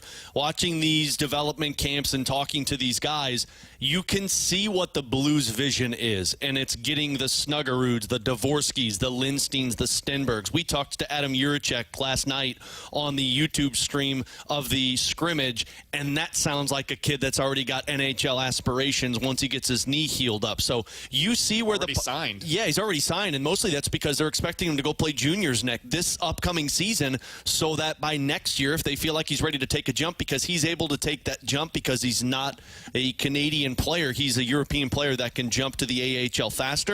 You've got a pipeline that is right in line with what this window is. Now, you heard Army mention it's not so much about how these guys are now. It's how fast can they get to the level we need them to, and that's where you're relying on your top guys.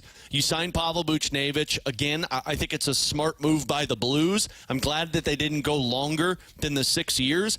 But right now, you are seeing the picture of what they're trying to accomplish. I believe you made your team a little bit better than what they were last year with the moves that they made yesterday, and now it's just putting it on the ice in action and it actually coming to fruition. So the other thing that I would add, because I think there is downside to what they've done this offseason, and I asked specifically Doug Armstrong about this. I said, hey, listen, 2 years ago you said the defensive core wasn't good enough. Last year you said if it happens again, we're not going to be able to run this back in 2025. And now they're running it back in 2025. And the reason why is because they all have no trade clauses. Now, they could do something. They could attach a first-round pick with Justin Falk or with Torrey Krug or with Nick Leddy, and you could probably get a team to take them on. But it requires you to probably take a sweetener and add it to the pot, and it would require them to waive that no-trade clause. There's just a lot of limitations in terms of what you're able to do to fix this blue line, and they're not going to be a cup contender this year. It's the reality of where the Blues are at right now. So should they do that? My answer is no. And the thing that I think is interesting is, as they're bringing in all of these defensemen that are prospects for the team right now, they have starting next year on July 1st a modified no-trade clause for Justin Falk, for Torrey Krug, and for Nick Leddy. Suddenly, the limitations that are in place now, they start to go back a little bit. Instead of it being the entire league that they can block a trade to, it's half of the league. So starting next year, it's 1 more year left of Nick Leddy with a modified no-trade clause. It's 2 years left of Torrey Krug or Justin Falk with a modified no-trade clause. That's when you make those moves. This offseason, it was always a pipe dream for somebody to be willing to take those on and for that player to waive the no-trade.